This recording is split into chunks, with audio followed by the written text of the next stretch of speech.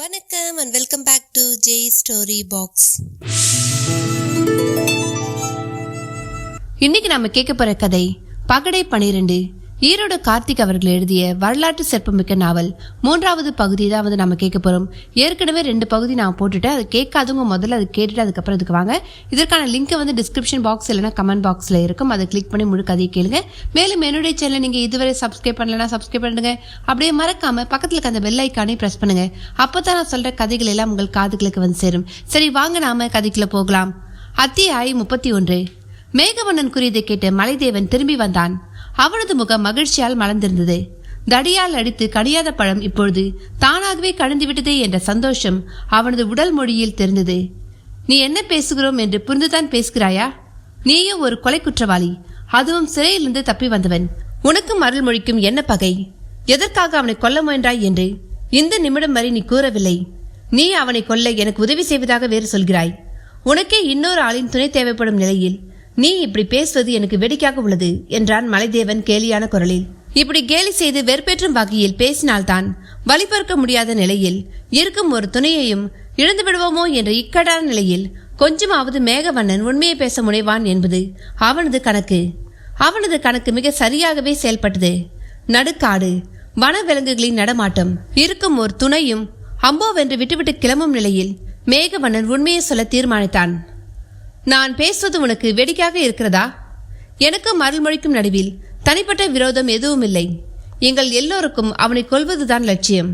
எல்லோருக்கும் என்று அவன் பன்மையில் பேசியதும் மலைதேவன் உஷாரானான். இவன் தனியாள் இல்லை, இவனுக்கு பின்னால் ஒரு கூட்டமே இருக்கும் போலிருக்கிறதே என்று நினைத்தவன், எங்கள் எல்லோருக்கும் என்று நீ பன்மையில் கூறுவதால் உனக்கு பின்னால் ஒரு கூட்டம் இருப்பதை நான் நம்புகிறேன். இப்பொழுது உண்மையை சொல். நீங்கள் யார்? பாண்டியர்களின் ஆபத்துதவி படையை சார்ந்தவர்களா? அவர்கள் தான் சோழர்களின் ஜென்ம விரோதிகள் என்றான் மலைதேவன். இவன் பாண்டிய நாட்டு ஒற்றனாக இருப்பானோ என்று அவன் மனம் ஒரு நிமிடம் நினைத்தது. அவனது மதியுகமான மூளை அவன் பாண்டிய நாட்டை சார்ந்தவனாக இருந்தால் எதற்காக சேரநாடு நகைகளை விற்பதற்காக கொண்டு வரப்போகிறான் என்றது. நண்பா, நீ நிறைய கேள்விகளை கேட்கிறாய். எல்லாவற்றுக்கும் பதில் கூற எனக்கு ஆசைதான். ஆனால் என் உடல்நிலை அதற்கு ஒத்துழைக்க மறுக்கிறது. என் காலில் ஏற்படும் வலி என் எண்ணத்தை சிதறடிக்கிறது என்றான் மேகவண்ணன். மலைதேவன் அவனது வலது காலை தடவி பார்த்தான். அது முன்பு இருந்ததை விட பெரிதாக வீக்கம் கண்டிருந்தது. அவனது வலது கால் எலும்பு உடைந்து போனதன் அறிகுறிதான் அது என்று கண்டு கொண்டவன் அவனிடம் கேள்வி கேட்பதை நிறுத்தி கொண்டான். அவர்களை தப்பிக்க வைத்த வீரர்கள் பாதுகாப்புக்காக ஆளுக்கு ஒரு வாளை கொடுத்து சென்றிருந்தனர். அருகே இருந்த மரத்திலிருந்து 2 கொம்புகளை வெட்டி எடுத்தவன் அங்கிருந்த காட்டுக்கொடிகளை பயன்படுத்தி அவற்றின் நடுவே குறுக்கு குச்சிகளை வைத்து கட்டினான். கிட்டத்தட்ட ஒரு ஆள் படுக்கும் ஏணி போன்ற அமைப்பை உருவாக்கியவன் அதை தன் குதிரையின் பின்புறமாக பிணைத்து கட்டினான்.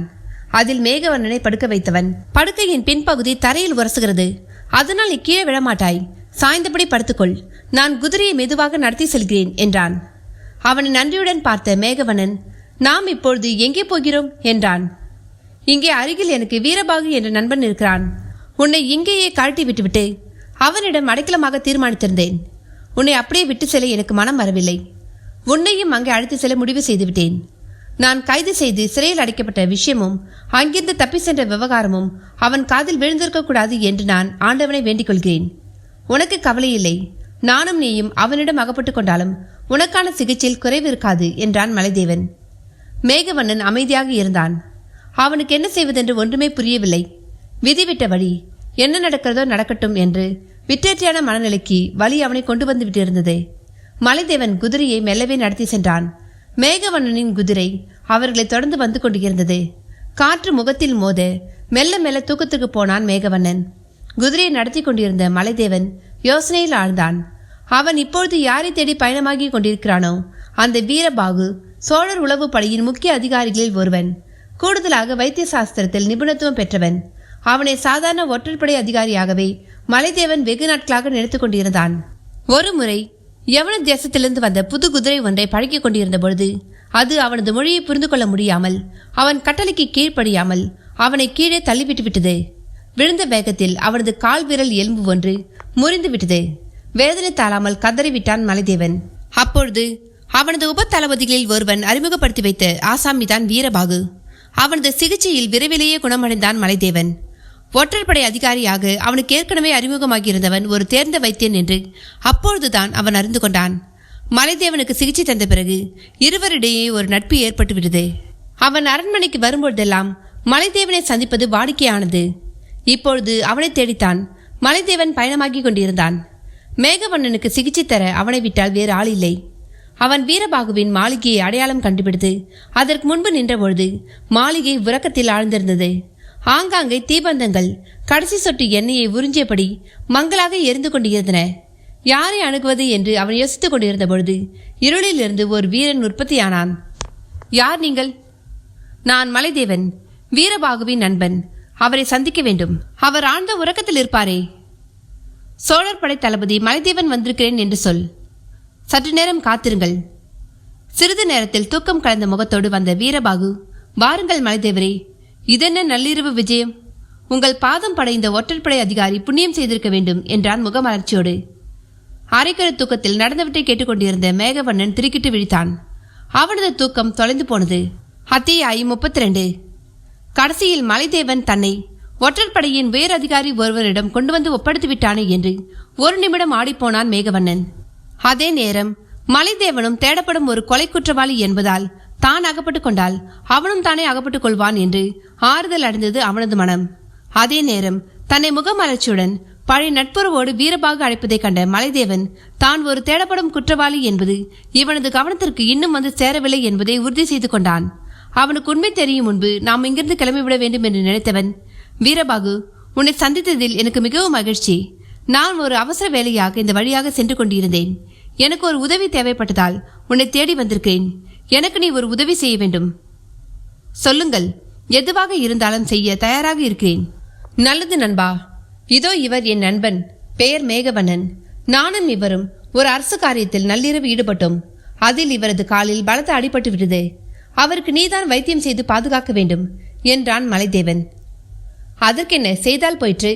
முதலில் உங்கள் நண்பனின் காலை சோதித்து பார்ப்போம் என்ற வீரபாகு குதிரையின் பின்புறம் கட்டப்பட்டு இருந்த படுக்கையின் அருகே வந்தான். அவனை திரு திருவென்று விழுத்தபடி பார்த்த மேகவண்ணனை பார்த்து சிரித்த வீரபாகு, பயப்படாதீர்கள் நண்பரே, நான் வைத்திய சாஸ்திரம் அறிந்தவன். உங்கள் காலை சோதிக்க அனுமதி தாருங்கள். மேகவண்ணா, இவர் வீரபாகு, என்னுடைய நெருங்கிய நண்பர் என்று அவனை அறிமுகம் செய்து வைத்தான் மலைதேவன். அதற்குள் அவனது கால்களை பரிசோதிக்க தொடங்கியிருந்தான் வீரபாகு. அவன் கால்களின் மேல் கைகளை வைத்ததும் வலித்தாளாமல் அலறத் தொடங்கினான் மேகவண்ணன். அவனது வலியை சிறிதும் சட்டை செய்யாத வீரபாகு தன் சோதனைகளை முடித்துக்கொண்டு திரும்பினான். மலைதேவரே, காயம் மிக பலமாகத்தான் இருக்கிறது. இவர் பூரண ஓய்வில் இருக்க வேண்டும். இவரை பராமரிக்க வேண்டியது எனது கடமை. ஆனால் இவரது காயங்கள் குணமாக 2 வாரங்கள் தேவைப்படும். 2 வாரங்களா என்று யோசித்த மலைதேவன், நான் ஈடுபட்டிருக்க ரகசிய வேலையை முடிக்க 2 வாரங்கள் போதுமானவிதான். இவரை நன்றாக பராமரிக்க வேண்டியது உமது பொறுப்பு. இவர் நம் அரசிற்கு தேவைப்படும் முக்கியமான நபர். இவரை உங்களை நம்பி ஒப்படைத்து விட்டு போகிறேன். நான் எப்பொழுது வந்து கேட்கிறேனோ அப்பொழுது அவரை என்னிடம் ஒப்படைக்க வேண்டியது உமது கடமை. இந்த கடமையிலிருந்து ஒருபொழுதும் நீர் தவறக்கூடாது என்றான் கண்டிப்பான குரலில் மலைதேவன். அடிபட்டிருக்கும் நபர் சாதாரண ஆசாமி இல்லை என்பதை அவனது கண்டிப்பான குரலில் தெரிந்து கொண்டான் வீரபாகு. கவலைப்படாதீர்கள். நீங்கள் எப்பொழுது வந்து கேட்கிறீர்களோ அப்பொழுது உங்கள் நண்பரை பூரண உடல் நலத்துடன் உங்களிடம் ஒப்படைப்பது எனது கடமை. யார் அங்கே? நம்முடைய புதிய விருந்தாளிக்கு அறை ஒன்றை ஒதுக்குங்கள் என்று தன் பணியாட்களுக்கு ஆணையிட்டான் வீரபாகு. படுக்கையிலிருந்து மேகவண்ணனை மீட்டு திண்ணை ஒன்றில் அமர வைத்த மலைதேவன், கவலைப்படாதே நண்பா, இவன் என்னுடைய நெருங்கிய நண்பன். நான் இப்பொழுது ஒரு தேச விரோதி என்பது தெரியாமல் எனக்கு உதவி செய்து கொண்டிருக்கிறான். நாளை காலை அவனுக்கு உண்மை தெரிய வந்தால் அவன் நட்பை புறம் தள்ளி என்னை கைது செய்யவும் முனையலாம். அவ்வளோ ராஜ விசுவாசி அவன். எனக்கு வேறு வழியில்லாத நிலையில் உன்னை தனியாக விட்டு செல்கிறேன். இங்கிருந்து தப்பி செல்ல மட்டும் முயற்சி செய்யாதே. நான் உன் நண்பர்களை சந்தித்து அவர்களின் உதவியோடு அருள்மொழியை கொன்ற பின்பு நானே வந்து உன்னை மீட்டு செல்வேன். அதன் பிறகு நீ உன் நண்பர்களுடன் பழையபடி இணைந்து கொள்ளலாம் என்று ஆறுதல் கூறினான் மலைதேவன். தன்னை வீட்டு சிறையில் வைத்து விட்டான் மலைதேவன் என்பது மேகவண்ணனுக்கு புரிந்தது. ஆனால் அதை விட்டால் இப்பொழுதைக்கு வேறு வழியில்லை என்பதால் அமைதியாக இருந்தான் அவன். நான் எப்படி உன் நண்பர்களை அடையாளம் கண்டு அவர்களுடன் இணைந்து கொள்வது நண்பா என்றான் அப்பாவை போல் முகத்தை வைத்திருந்த மலைதேவன். நான் அவர்கள் தங்கியிருக்கும் விடுதியின் பெயரை சொல்கிறேன். அவர்களின் தலைவனின் அடையாளத்தையும் சொல்கிறேன் என்ற மேகவண்ணன் விடுதியின் பெயரையும் மகேந்திரனின் அடையாளத்தையும் கூறினான். அவன் சொன்ன அடையாளத்தை வைத்து தன்னிடம் மோதிரத்தை தவறவிட்டவன் தான் மகேந்திரன் என்பதை எளிதாக அடையாளம் கண்டு கொண்டு விட்டான் அவன். நீ சொல்லும் அடையாளம் இருக்கும் நபரிடம்தான் இந்த மோதிரம் கிடைத்தது. நான் சொல்வது சரிதானே? ஆம், என்னுடைய மோதிரத்தை தவறவிட்டவர் அவர்தான். அவரை கைது செய்ய நான் தேடிக்கொண்டிருந்தேன். அப்பொழுது நான் தீவிர ராஜ விஸ்வாசி. அவர் நிச்சயம் என்னை நம்பப் போவதில்லை. அவர் என்னை சந்தேகிக்கவே செய்வார். ஆம், அவர் உங்களை நம்ப மாட்டார். பிறகு எப்படி? நான் ஒரு ஓலையை எழுதி தருகிறேன். அது அவருக்கான நம்பகத்தன்மையை தரும். நல்லது, அப்படியானால் நீ ஒரு ஓலையை எழுதி என்னிடம் கொடு என்றான் மலைதேவன் பரபரப்புடன். அவன் சொன்னது போலவே ஒரு ஓலைச்சுவடியை எழுதி கொடுத்தான் மேகவண்ணன். அதை வாங்கி தன் இடுப்பில் சொருக்கிக் கொண்ட மலைதேவன் வீரபாகுவிடமும் மேகவண்ணனிடமும் விடைபெற்று கொண்டு கிளம்பினான். அவனுக்கு மறுநாள் நிறைய வேலைகள் காத்திருந்தன. அத்தியாயம் 33. மலைதேவன் பத்திரமான கைகளில் மேகவண்ணனை ஒப்படைத்துவிட்டோம் என்ற நிம்மதியில் அங்கிருந்து கிளம்பினான். நாளை காலை சூரியன் உதிக்கும் முன்பாக தானும் மேகவண்ணனும் சிறையிலிருந்து தப்பி சென்ற கதை வீரபாகுவின் காதுகளுக்கு வந்து சேர்ந்துவிடும். அதன் பிறகு அவன் என்ன செய்வான் என்பதை தான் யூகிக்க முடியவில்லை. அவனுக்கு 2 வழிகள் தான் இருக்கின்றன. மேகவண்ணனை காட்டிக் கொடுத்து கைது செய்து சிறையில் அடைப்பது. ஆனால் அதற்கு அருள்மொழி நிச்சயமாக ஒப்புக்கொள்ள மாட்டான். அப்படி கைது செய்வது மலைதேவன் ஈடுபட்டிருக்கும் காரியத்தில் பெரும் இடைஞ்சலை ஏற்படுத்திவிடும் என்பது அவனுக்கு தெரியும். அதனால் பலத்த பாதுகாப்புடன் அவனை வீரபாகுவின் வீட்டில் வைத்து சிகிச்சை பெற செய்வது இன்னொரு வழி. அந்த 2 வழிகளில் 2வது வழிமுறை தான் செயல்முறைக்கு வரும் என்று மலைதேவனுக்கு நன்றாக தெரியும்.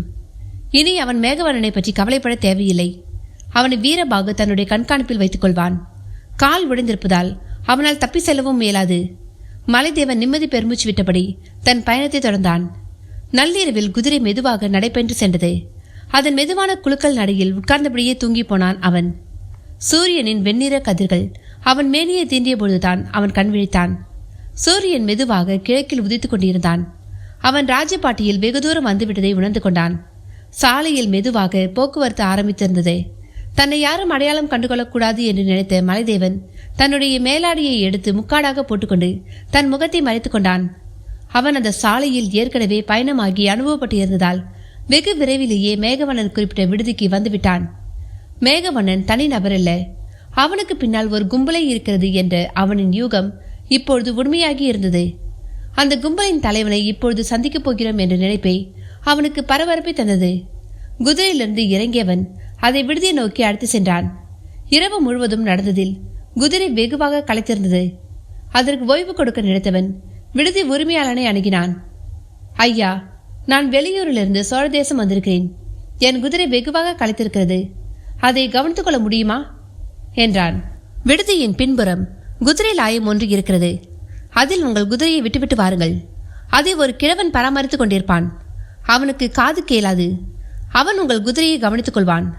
ஆனால் அதற்கு எவ்வளவு தேவையோ அதை நான் கொடுத்து விடுகிறேன் என்ற மலைதேவன் தன் மடியில் இருந்த சில காசுகளை எடுத்து அவரிடம் கொடுத்தான். அப்பொழுது அவனையும் அறியாமல் அவரது இடுப்பில் இருந்த மேகவண்ணன் கொடுத்த ஓலை கீழே விழுந்தது. அதை கவனிக்காமல் மலைதேவன் திரும்பி நடந்தான். நில் நண்பனே, உன் மடியிலிருந்து கீழே விழுந்த ஓலையை நீ கவனிக்க மறந்துவிட்டாய் என்றது ஒரு புதிய குரல். குரல் வந்த திசையில் திரும்பி பார்த்தான் மலைதேவன். அங்கே கையில் ஓலையுடன் நின்று கொண்டிருந்தது சாட்சாத் மகேந்திரன் தான். யாரை தேடி வந்தோமோ அவனை எதிரில் நிற்பதைக் கண்டு மகிழ்ச்சி அடைந்தான் மலைதேவன். அவன் முக்காடு போட்டிருந்ததால் அவனை யார் என்று அடையாளம் தெரியவில்லை மகேந்திரனுக்கு. நன்றி ஐயா, அது மிகவும் முக்கியமான ஓலை. அதை தொலைத்திருந்தால் பெரிய அனார்த்தம் நிகழ்ந்திருக்கும். நல்ல வேலையாக அது உங்கள் கண்களில் பட்டுவிட்டது. அப்படியே இன்னொரு உதவி செய்யுங்கள். என்ன உதவி? பின்புறம் உள்ள குதிரை லாயத்தை எனக்கு காட்டுங்கள் என்றான் மலைதேவன் தன் குதிரையின் கயிற்றை அவிழ்த்தபடி. அதற்கென, நானும் என் குதிரையில் வெளியே கிளம்பத்தான் வந்தேன். இந்தாருங்கள் உங்கள் ஓலை என்று ஓலையை அவனிடம் நீட்டினான் மகேந்திரன். அது உங்களுக்கு வந்த ஓலைதான். அதை முழுதாக படியுங்கள். அதற்குள் குதிரை லாயம் வந்துவிடும் என்றான் மலைதேவன் குதிரையை நகர்த்தியபடி. எனக்கு வந்த ஓலையா என்று ஐயத்துடன் கேட்ட மகேந்திரன் அதை மனதிற்குள்ளேயே படிக்கத் தொடங்கினான். அதில் மேகவண்ணன் நடந்து முடிந்த அத்தனை விஷயங்களையும் எழுதியிருந்தான். அரசாங்க ஓலையாக இருந்திருந்தால் அரச முத்திரையோடு அறுக்கு வைத்த அடையாளம் இருக்கும். இது சாதாரண ஆள் எழுதிய ஓலை என்பதால் அதற்கு எந்த பாதுகாப்பு ஏற்பாடுகளும் இல்லை. அதனால் இது இரவே மலைதேவன் படித்து முடித்திருந்தான். தனக்கு பாதகமாக ஏதாவது எழுதப்பட்டிருந்தால் அதை ஓலையிலிருந்து அகற்றிவிடவும் அவன் முடிவு செய்திருந்தான். நல்ல வேளையாக அந்த ஓலையில் அவனுக்கு பாதகமாக எந்த விஷயமும் எழுதப்பட்டிருக்கவில்லை. அதனால் அது அப்படியே மகேந்திரனிடம் கொடுத்து விட்டான். குதிரைலாயம் வந்து சேர்வதற்கும் மகேந்திரன் ஓலையை படித்து முடிப்பதற்கும் நேரம் சரியாக இருந்தது. குதிரைலாய கிழவன் எங்கிருந்தோ வந்த குதிரையை வாங்கி கொண்டு முகமன் கூறி சென்றான். அவன் அங்கிருந்து அகன்றதும், யார் நீ? இப்பொழுது மேகவனன் எங்கே இருக்கிறான் என்று மலைதேவனை உழுக்கத் தொடங்கினான் மகேந்திரன். பொறு, உன் கேள்விகள் அனைத்திற்கும் நான் பதில் கூறுகிறேன் என்ற மலைதேவன் தன் முக்காடை அகற்றி தன் சுயரூபத்தை காட்டினான். நீயா என்றான் அதிர்ச்சியுடன் மகேந்திரன். ஆம், நானேதான். உன்னுடைய வேலையை நீ ஒழுங்காக செய்யாததால என்னுடைய நிலைமை இப்படி ஆகிவிட்டது. இப்பொழுது நானும் நீயும் ஒரே நிலைமையில் தான் இருக்கிறோம். நான் உன்னை நம்ப மாட்டேன் என்றான் கையேறும் நிலையில் மகேந்திரன். நான் உன் நண்பனை காப்பாற்றியிருக்கிறேன். அவன் என்னை நம்பி இந்த ஓலையை கொடுத்து அனுப்பியிருக்கிறான். அவனையும் நீ நம்ப மாட்டாய்? நான் அவனை நேரில் சந்தித்தாக வேண்டும். அவன் எங்கே இருக்கிறான்? ஒற்றற்படையின் உயர் அதிகாரி வீரபாகுவின் வீட்டில் இருக்கிறான். அவனது வீடு எங்கே இருக்கிறது? மதுரைக்கு வழி வாயிலில். விசாரித்து தெரிந்து கொள். அங்கே நோயாளியாக போவதுதான் உனக்கு பாதுகாப்பு. அவ்வளவுதான் சொல்வேன். நான் அவனிடம் விசாரித்து விட்டு வந்துதான் உன்னை நம்புவேன். தாராளமாக. எனக்கு பசிக்கிறது. குளித்து உணவருந்துவிட்டு உனக்காக காத்திருக்கிறேன். போய் வா என்றான் மலைதேவன். அங்கிருந்து கிளம்பினான் மகேந்திரன். அதே நேரம் மேகவண்ணன் மலைதேவனை வீழ்த்த சூழ்ச்சி வலை ஒன்றை பின்னத் தொடங்கியிருந்தான். அத்தியாயம் 34. மறுநாள் காலை வீரபாகுவிற்கு சிறையிலிருந்து மலைதேவன் தப்பி சென்ற செய்தி வந்துவிட்டது. மலைதேவன் கூட்டி வந்த ஆசாமி யார் என்பது அவன் சொல்லாமலேயே வீரபாகுவிற்கு புரிந்துவிட்டது. ஆனால் அவன் தெரிந்து கொண்ட எதையும் மேகவண்ணனிடம் வெளிக்காட்டிக் கொள்ளவில்லை. ஏதோ ஒரு காரணத்திற்காகத்தான் மலைதேவன் இவனை தன்னிடம் ஒப்படைத்துவிட்டு போயிருப்பான் என்று அவன் நம்பினான். அரசு தேடும் கொலை குற்றவாளிகளில் ஒருவன் கால் ஒழுந்த நிலையில் தன்னிடம் இருப்பதாகவும் அவனை மலைதேவன் தன்னிடம் ஒப்படைத்துவிட்டு சென்று விட்டதாகவும் மேற்கொண்டு தான் என்ன செய்ய வேண்டும் என்று மன்னர் கட்டளையிட்டால் அதை நிறைவேற்ற சித்தமாக இருப்பதாக கூறி ஒரு ஓலையை எழுதி தன் பணியாளரிடம் கொடுத்து அரண்மனைக்கு அனுப்பி வைத்தான். அன்று மதியமே அவனுக்கு அருள்மொழியிடமிருந்து பதில் ஓலை வந்து சேர்ந்தது. குற்றவாளியை பத்திரமாக பார்த்து கொள்ளவும் கூடுதல் பாதுகாப்பிற்காக ஆட்களை அனுப்பி வைப்பதாகவும் அவனை தப்பி செல்லாமல் கண்காணிக்கும்படியும் அந்த ஓலையில் கண்டிருந்தது. பதில் ஓலை வருவதற்கு முன்பாகவே மகேந்திரன் வழியை விசாரித்துக் கொண்டு மகேந்திரனின் வீட்டுக்கு வந்து சேர்ந்து விட்டான். தான் தீராத வயிற்று வலியால் அவதிப்படுவதாக அவன் வீரபாகுவை நம்ப வைத்து விட்டான். சுற்று வட்டார மக்கள் ஆத்திர அவசரத்திற்கு அவனை நாடி வருவது வழக்கம் என்பதால் அவன் மீது எந்த சந்தேகமும் வீரபாகுவிற்கு வரவில்லை. பழக்கமான பேச்சுக்குரல் கேட்டு மேகவண்ணன் திண்ணையிலிருந்து எட்டி பார்த்தான். மகேந்திரனை பார்த்ததும் அவனது முகம் மலர்ந்தது. வீரபாகு மருந்தை எடுத்து வருவதாக கூறி வீட்டுக்குள் உள்ளே சென்று விட்டான். அந்த இடைவெளியில் அவன் மேகவண்ணனை அணுகினான். காலில் வலி இருந்தவரை மேகவண்ணனால் சிந்திக்க முடியவில்லை. வீரபாகுவின் சிகிச்சையால் அவனது வலி குறைய ஆரம்பித்திருந்தது. அதனால் அவனது மூளை நன்றாக வேலை செய்ய ஆரம்பித்தது. மலைதேவனை பயன்படுத்தி அவன் அருள்மொழியை கொலை செய்ய திட்டம் தீட்டியிருந்தான். சிறையின் ரகசிய வழியை மலைதேவன் அறிந்திருப்பது போலவே அரண்மனை ரகசிய வழிகளும் அவனுக்கு தெரிந்திருக்க வேண்டும். அந்த வழிகளில் ஏதாவது ஒன்றில் நுழைந்து அருள்மொழியை தீர்த்து கட்டிவிட்டு அந்த பழியை மலைதேவன் மீது போட்டுவிட அவன் முடிவு செய்திருந்தான். அதற்காக ஒரு குயுக்தியான திட்டம் ஒன்றையும் அவன் தீட்டி வைத்திருந்தான். அது எப்படி தன் கூட்டத்திடம் சொல்வது என்று அவன் யோசித்துக் கொண்டிருந்த பொழுதுதான் மகேந்திரன் அங்கு வந்து சேர்ந்தான். வீரபாகு மருந்தோடு வந்து சேர்வதற்குள் தன்னுடைய திட்டம் அனைத்தையும் அவன் மகேந்திரனிடம் விளக்கமாக எடுத்து கூறிவிட்டான். அவனது திட்டத்தை கேட்ட மகேந்திரன் வியந்து போனான். இதிலிருந்து கண்டிப்பாக மலைதேவனால் தப்பிக்கவே முடியாது என்று நினைத்தவன், உடலை பத்திரமாக பார்த்துக்கொள், விரைவில் வந்து உன்னை சந்திக்கிறேன் என்று கூறினான். அரவம் கேட்டு பழைய இடத்திற்கே விரைந்தான் மகேந்திரன். அது வீரபாகு ஏற்படுத்திய ஓசைதான். அவனுக்கு நன்றி கூறி மருந்தை வாங்கி கொண்டிருந்தவன் அங்கிருந்து கிளம்பினான். அவன் நேராக தன்னுடைய விடுதிக்கு வந்து சேர்ந்தான்.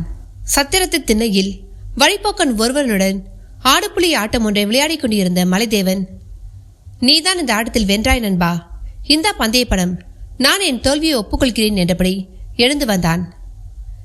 என்ன நண்பா, உன் நண்பன் என்ன கூறினான்? என்னை நம்பலாமா வேண்டாமா என்றான் கிண்டலான குரலில் மலைதேவன். உன்னை பரிபூர்ணமாக நம்பலாம் என்று சொல்லியிருக்கிறான். நீ இங்கே இரு, நான் என் நண்பர்களை அழைத்து வருகிறேன் என்ற மகேந்திரன் வெவ்வேறு சத்திரங்களில் தங்கியிருந்த தன் நண்பர்களை சந்தித்தான்.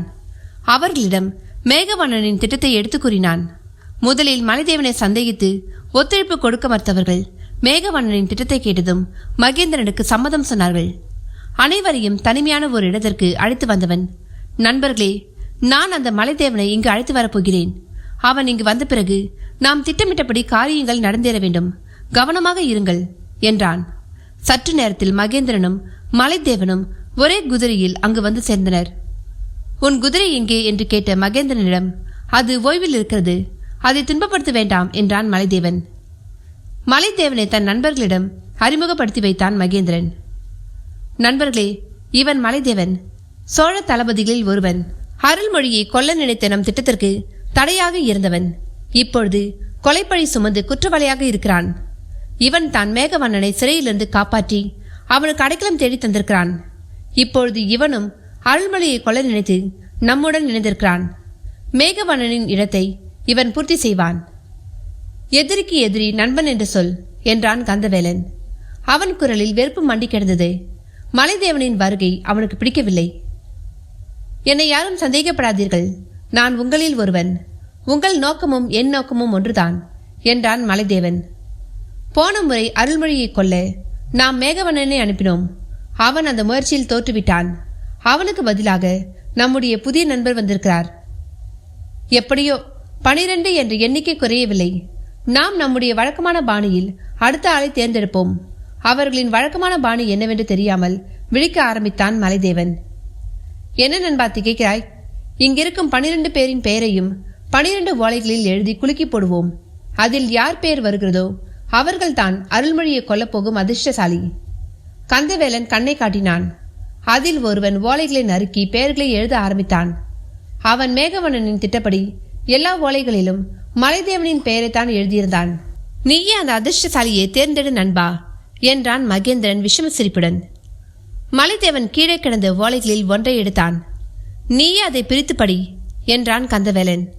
அவன் ஓலையை பிரித்து படித்தான். மலைதேவன். மேகவண்ணனின் வஞ்சக வலையில் வசமாக சிக்கியிருந்தான் மலைதேவன். அருள்மொழியை கொல்ல தன்னையே விதி தேர்ந்தெடுக்கும் என்பதை அறியாத மலைதேவன் திகைத்து நின்றான். அத்தியாயம் 35. அவர்கள் குலுக்கி போட்ட ஓலைத்துண்டுகளை மலைதேவன் தான் எடுத்தான். அதில் தன்னுடைய பெயரே வரும் என்று அவன் சற்றும் எதிர்பார்க்கவில்லை. ஒரு நிமிடம் திகைத்து போய் நின்றுவிட்டான் அவன். மகேந்திரனின் விஷம சிரிப்பும் மற்றவர்களின் அர்த்தமுள்ள புன்னகையும் ஏதோ சதி நடந்திருப்பதை அவனுக்கு உடனே உணர்த்திவிட்டது. அவனது கூறிய அறிவு என்ன நடந்திருக்கும் என்பதை உடனே யூகித்துவிட்டது. மீதி இருந்த 11 ஓலைத்துணுக்குகள் அங்கிருந்து உடனே மாயமாகிவிட்டது. அவனது யூகத்தை உறுதி செய்துவிட்டது. ஓஹோ, எனக்கே வலை விரிக்கிறீர்களா? நான் விலாங்கு மீன், எந்த வலையிலும் அவ்வளோ எளிதில் சிக்கிவிட மாட்டேன் என்று நினைத்து கொண்டவன் எதிரிகளை அவர்கள் வழியிலேயே மடக்க தீர்மானித்தான். ஆஹா, கடவுள் அருள்மொழியின் கதையை முடிக்க என்னை தேர்ந்தெடுத்திருப்பதில் எனக்கு மிகுந்த மகிழ்ச்சி. உங்கள் யாருக்கும் அந்த வாய்ப்பு கிடைக்காமல் போனதில் எனக்கு மிகவும் வருத்தம் தான். சரி நண்பர்களே, நான் இந்த அரிய வாய்ப்பை மனமோந்து ஏற்றுக்கொள்கிறேன். அருள்மொழியை கொல்ல எனக்கு சரியான காரணம் இருக்கிறது. அவன் என் ஒன்றுவிட்ட சகோதரன் வந்தியத்தேவனை வீட்டு சிறையில் அடைத்தான். அவனது உழைப்பை, தியாகத்தை மறந்தான். தன் மகன் குற்றவாளி என்று தெரிந்ததும் அவனை தேர்காலில் பலியிட்ட மனுநீதி சோழனின் வம்சம் என்பதை நிலைநாட்ட தன் சொந்த மைத்துனன் என்றும் பாராமல் அவனை சிறையில் அழைத்தான். அந்த கோபம் எனக்கு இன்னமும் இருக்கிறது. என் அண்ணனின் வேண்டுகோளை ஏற்று என் கோபத்தை மறந்து பகையை துறந்து மெய்க்காவல் படை தலைவனாக பணியாற்றி வந்தேன். உங்களின் கொலை முயற்சியிலிருந்து அவனை காப்பாற்றினேன். அவன் ஒரு நன்றி கெட்ட பிறவி. உயிரை காப்பாற்றிய என்னையே உயிரை காப்பாற்ற தவறியவன் என்று குற்றம் சாட்டி சிறையில் அடிக்க உத்தரவிட்டு விட்டான். என்னுடைய விசுவாசிகள் அந்த கொடும் சிறையிலிருந்து என்னை காப்பாற்றினார்கள். எனக்கு அவனை கொல்ல சரியான காரணம் இருக்கிறது. அவனை கொல்ல இத்தனை பேர் இழந்திருக்கிறீர்கள் என்றால் அதற்கு சரியான காரணம் இருக்க வேண்டும். விருப்பம் இருந்தால் அது என்னிடம் கூறலாம், இல்லை என்றால் என்று தோள்களை குலுக்கினான் மலைதேவன். அதை கூறி எங்களுக்கு விருப்பமில்லை என்றான் வெறுப்பான குரலில் கந்தவேலன். பொறு நண்பா, அவன் கேட்பதில் நியாயம் இருக்கிறது. நாம் நம்மை பற்றி சொல்வதுதான் முறை. நாம் அருள்மொழியை கொல்ல நினைப்பதில் நியாயம் இருக்கிறதா இல்லையா என்பதை நம் கதையை கேட்டுவிட்டு அவனை முடிவு செய்யட்டும் என்ற மகேந்திரன் தங்களின் பூர்வாசிரம வரலாறை கூறத் தொடங்கினான். அவன் கூறிய கதையை கவனமாக கேட்கத் தொடங்கினான் மலைதேவன். காந்தலூர் படையெடுப்பில் மலைதேவனும் தான் பங்கு கொண்டிருந்தான். அந்த போரில் சோழர் படை மிகப்பெரிய வெற்றியை பெற்றதும் காந்தலூர் சாலையை தீயிட்டு எரித்ததும் அவனுக்கு தெரியும். ஆனால் அதன் பின் விளைவுகள் அருள்மொழியின் உயிரை எடுக்க துரத்தி வரும் என்பதை அவன் அறிந்திருக்கவில்லை. தீயிடப்பட்ட காந்தலூர் சாலையில் எந்த ஓலைச்சுவடிகளும் காணப்படாதது அவனுக்கு சந்தேகத்தை கிளப்பியது. அந்த ஓலைச்சுவடிகளில் இருந்தவை அனைத்தும் அறிவு செல்வங்கள் என்பதை அவன் அறிவான். சோழர்களின் முற்றுகைக்கு முன்பாக அந்த அறிவு செல்வங்கள் வெளியே எடுத்து செல்லப்பட்டிருக்கும் என்பதையும் அவன் யூகித்திருந்தான். ஆனால் அது இவர்களாக இருக்கும் என்பதை மட்டும் அவன் எதிர்பார்த்திருக்கவில்லை. எதிரிகளாக இதுவரை பாண்டியர்களை மட்டுமே அவன் நினைத்து பழகியிருந்தான். சேரர்கள் எதிரிகளாக இருப்பார்கள் என்பதை அவன் நினைத்து கூட பார்த்ததில்லை. அச்சுதவர்மனின் மரணத்திற்கு பழிவாங்கும் பொருட்டும் காந்தலூர் சாலையை எரித்ததற்கு பழி வாங்கவும் இந்த கும்பல் வெறிகொண்டு காத்திருக்கிறது என்பதையும் அவன் கதையின் முடிவில் புரிந்து கொண்டான். என்ன நண்பா, எங்கள் கதையை முழுதாக கேட்டாய்தானே? எங்களின் பழித்திருக்கும் எண்ணத்தில் ஏதாவது பிழை இருக்கிறதா என்றான் மகேந்திரன். இல்லை, உங்கள் எண்ணத்தில் பிழை இல்லை. அருள்மொழியை தீர்த்து கட்ட உங்களுக்கு நியாயமான காரணம் இருப்பது போல் அருள்மொழி காந்தலூரை அழித்ததற்கும் காரணம் இருக்கிறது. என்ன காரணம்? அவனது அண்ணன் ஆதித்த கரிகாலனை கொன்ற சோமனும் ரவிதாசனும் காந்தலூர் சாலையில் வர்மக்கலையை பயின்றிருக்கிறார்கள். அதை பயன்படுத்திதான் ஆதித்த கரிகாலனை கடம்பூர் மாளிகையில் செயலற்றவனாக்கி நிராயுதபாணியாக்கி கொலை செய்திருக்கிறார்கள். அந்த கொலைக்காரர்களுக்கு அந்த கலையில் பயிற்சி தந்தது காந்தலூர் சாலையின் அச்சுதவர்மன். நாளை அரச குடும்பத்தை சார்ந்த யாரை வேண்டுமானாலும் வர்மத்தை பயன்படுத்தி கொள்ளலாம். நேருக்கு நேர் மோதுவதுதான் வீரம். இப்படி குறுக்கு வழியில் ஒருவனை வீழ்த்துவது அறமல்ல என்பதால் தான் அவன் காந்தலூர் சாலையை மூட உத்தரவிட்டான். அச்சுதவர்மன் அந்த கட்டளைக்கு கீழ்ப்படிய மறுத்துவிட்டான். அதனால தான் காந்தலூர் தீக்கிரையானது. வர்மக்கலையை எல்லோருக்கும் தான் கற்றுத்தருகிறோம். தீய வழிகளில் அதை பயன்படுத்தக்கூடாது என்று சத்தியம் வாங்குகிறோம். அதை சிலர் மீறி தீய செயல்களில் ஈடுபட்டால் சொல்லித்தரும் பள்ளி அதற்கு பொறுப்பாகுமா? நன்றாக இருக்கிறது சோழ நீதி என்று சீறினான் மகேந்திரன். நீ சொல்வதும் சரிதான். என்னிடம் ஒரு கேள்வி இருக்கிறது. அதற்கு நீண்ட நாட்களாக பதில் தேடிக் கொண்டிருக்கிறேன். உங்களுக்கு விடை தெரிந்தால் கூறுங்கள், தெரிந்து கொள்கிறேன் என்று பீடிகை போட்டான் மலைதேவன். உன்னுடைய நீண்ட நாள் சந்தேகத்தை கேள். எங்களில் யாருக்காவது விடை தெரிந்தால் சொல்கிறோம் என்றான் மகேந்திரன். ரவிதாசனும் சோமனும் அவன் சகோதரர்களும் எதற்காக, என்ன காரணத்திற்காக ஆதித்த கரிகாலனை கொன்றார்கள்? இந்த கேள்விக்கு யாராவது விடை சொல்லுங்கள் பார்ப்போம் என்றான் மலைதேவன். அனைவரும் அமைதியாக இருந்தனர். யாருக்கும் தெரியவில்லை போலிருக்கிறதே என்றான் ஏமாற்றமான குரலோடு மலைதேவன். எனக்கு மட்டும்தான் அந்த ரகசியம் தெரியும். அச்சுதவர்மர் கடைசியாக என்னிடம் சொன்ன உண்மை அதுதான் என்றான் மகேந்திரன். என்ன உண்மை அது? ஆதித்த கரிகாலனின் கனவுதான் அவன் சாவிற்கு காரணம். புரியவில்லை நண்பா. ஆதித்த கரிகாலனுக்கு ஒரு கனவு இருந்தது. தன் தந்தை சுந்தர சோழருக்கு பொன்னாலான மாளிகை ஒன்றை கட்டித்தர வேண்டும் என்று. அதற்காகவே அவன் பல நாடுகள் மீது படையெடுத்தான். சோழ சாம்ராஜ்யத்தை விஸ்தரித்த அதே நேரம் அந்த நாடுகளில் கைப்பற்றிய தங்கத்தை வைத்து தங்க மாளிகை ஒன்றை கட்டத் துவங்கினான். சுந்தர சோழர் அப்படி கட்டப்பட்ட தங்க மாளிகையில் தான் உயிரிழந்தார். அதனாலேயே அவருக்கு பொன் மாளிகையில் துஞ்சிய தேவர் என்ற பட்டப்பெயரும் கூட உண்டு. அந்த தங்க மாளிகை கட்டும் கனவுதான் ஆதித்த கரிகாலனின் உயிரை பறிக்கவும் காரணமாக இருந்தது. அங்கிருந்தவர்கள் ஒன்றும் புரியாமல் அவனை பார்த்தனர். மலைதேவனுக்கு இது புது செய்தியாக இருந்தது. அத்தியாயம் 36.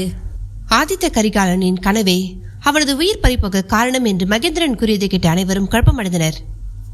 மலைதேவன், நண்பா, நீ கூறுவது மிகவும் குழப்பமாக இருக்கிறது. நீ எதையும் பூடகமாக கூற நினைக்கிறாய். ஆனால் அதை புரிந்து கொள்ளும் சக்தி எனக்கு மட்டுமல்ல, இங்கே யாருக்குமே இல்லை. இதை பற்றி நீ விளக்கமாக கூறினால் பரவாயில்லை என்றான். சோழ சாம்ராஜ்யத்தின் தளபதியான தனக்கு தெரியாத ஏதோ ஒரு ரகசியம் இவனிடம் புதைந்து கிடக்கிறது என்று மனதிற்குள் வியந்து கொண்டிருந்தான் மலைதேவன். அப்படி ஆதித்த கரிகாலனை பற்றிய எந்த ரகசியம் இவனிடம் இருந்துவிடப் போகிறது? அவனது ஆத்ம நண்பனான தனக்கு தெரியாத ரகசியமா என்று அவனது உள்மனம் அலட்சியமாக நினைத்ததும் உண்மை. மகேந்திரன் தொண்டையை கணித்துக் கொண்டு பேச ஆரம்பித்தான். ஒரு கதை சொல்லும் ஆவல் அவனிடம் இருந்தது. ஆதித்த கரிகாலனுக்கு ஒரு கனவு இருந்தது. பொன்னாலான ஒரு மாளிகையை உருவாக்க வேண்டும். அதை தன் தந்தை சுந்தர சோழனுக்கு பரிசளிக்க வேண்டும் என்பதுதான் அந்த கனவு. அந்த கனவை நிறைவேற்றவும் சோழ சாம்ராஜ்யத்தை விஸ்தரிக்கவும் அவன் பல போர்களில் ஈடுபட்டான். பாண்டிய நாடு வீழ்ந்தது. ஆதித்த கரிகாலன் வீரபாண்டியனின் சிரசை கொய்தான். பாண்டியன் தலை கொண்ட சோழன் என்ற பட்டத்தை சுட்டி கொண்டான். அடுத்ததாக சாளுக்கிய தேசத்தை வென்றான். சோழ ராஜ்யம் அவனால் விரிவடைந்தது. அதே நேரம் தோற்ற நாடுகளிலிருந்து ஏராளமான தங்கத்தை கொள்ளையிடவும் அவன் தயங்கவில்லை. தங்கம் அப்பாரமாக குவிந்து கிடந்த கோவில்களையும் அவன் விட்டு வைக்கவில்லை. தங்க வேட்டையாடும் அவனது மூர்க்கம் சேர நாட்டில் இருந்த சிலருக்கு அச்சத்தை தந்தது. யார் அவர்கள்? அவர்கள் ஏன் ஆதித்த கரிகாலனை பார்த்து அச்சப்பட வேண்டும் என்றான் மலைதேவன். அவனது இந்த கதை முழுதாக மலைதேவனுக்கு தெரியும் என்பதால் அவன் குரலில் சலிப்பும் ஆயாசமும் இருந்தன. அவர்கள் ஆதித்த கரிகாலனை பார்த்து பயப்பட சரியான காரணம் இருந்தது. நீங்கள் அனைவரும் பத்மநாப சுவாமி கோவிலை பற்றி கேள்விப்பட்டிருப்பீர்கள். சேர மன்னனும் மக்களும் அந்த கோவிலுக்கு பொன்னையும் பொருளையும் கொட்டி கொடுத்திருக்கிறார்கள். அந்த பொக்கிஷ அறைகள் ஒவ்வொன்றாக நிரம்பி பூட்டப்படுகின்றன. அந்த பூட்டப்பட்ட அறைகளில் இருக்கும் பொன்னை பற்றி ஆதித்த கரிகாலனுக்கு தெரிந்தால் அவற்றை கைப்பற்ற அவன் படையெடுத்து வருவான் என்று அவர்கள் நினைத்தார்கள். அவனை எதிர்த்து நிற்கும் சக்தி சேர நாட்டிற்கு இல்லை என்பதையும் அவர்கள் அறிவார்கள். அதனால் குறுக்கு வழியில் ஆதித்த கரிகாலனை கொல்ல திட்டமிட்டார்கள். யார் அவர்கள்? சேர நாட்டு பிராமணர்கள். அதற்கான ஆட்களை தேடிய பொழுதுதான் பாண்டிய நாட்டில் உயர் அதிகாரியாக இருந்த ரவிதாசன் அவர்களின் கண்களில் பட்டான். அவனை கூட்டு சேர்த்து கொண்டார்கள்.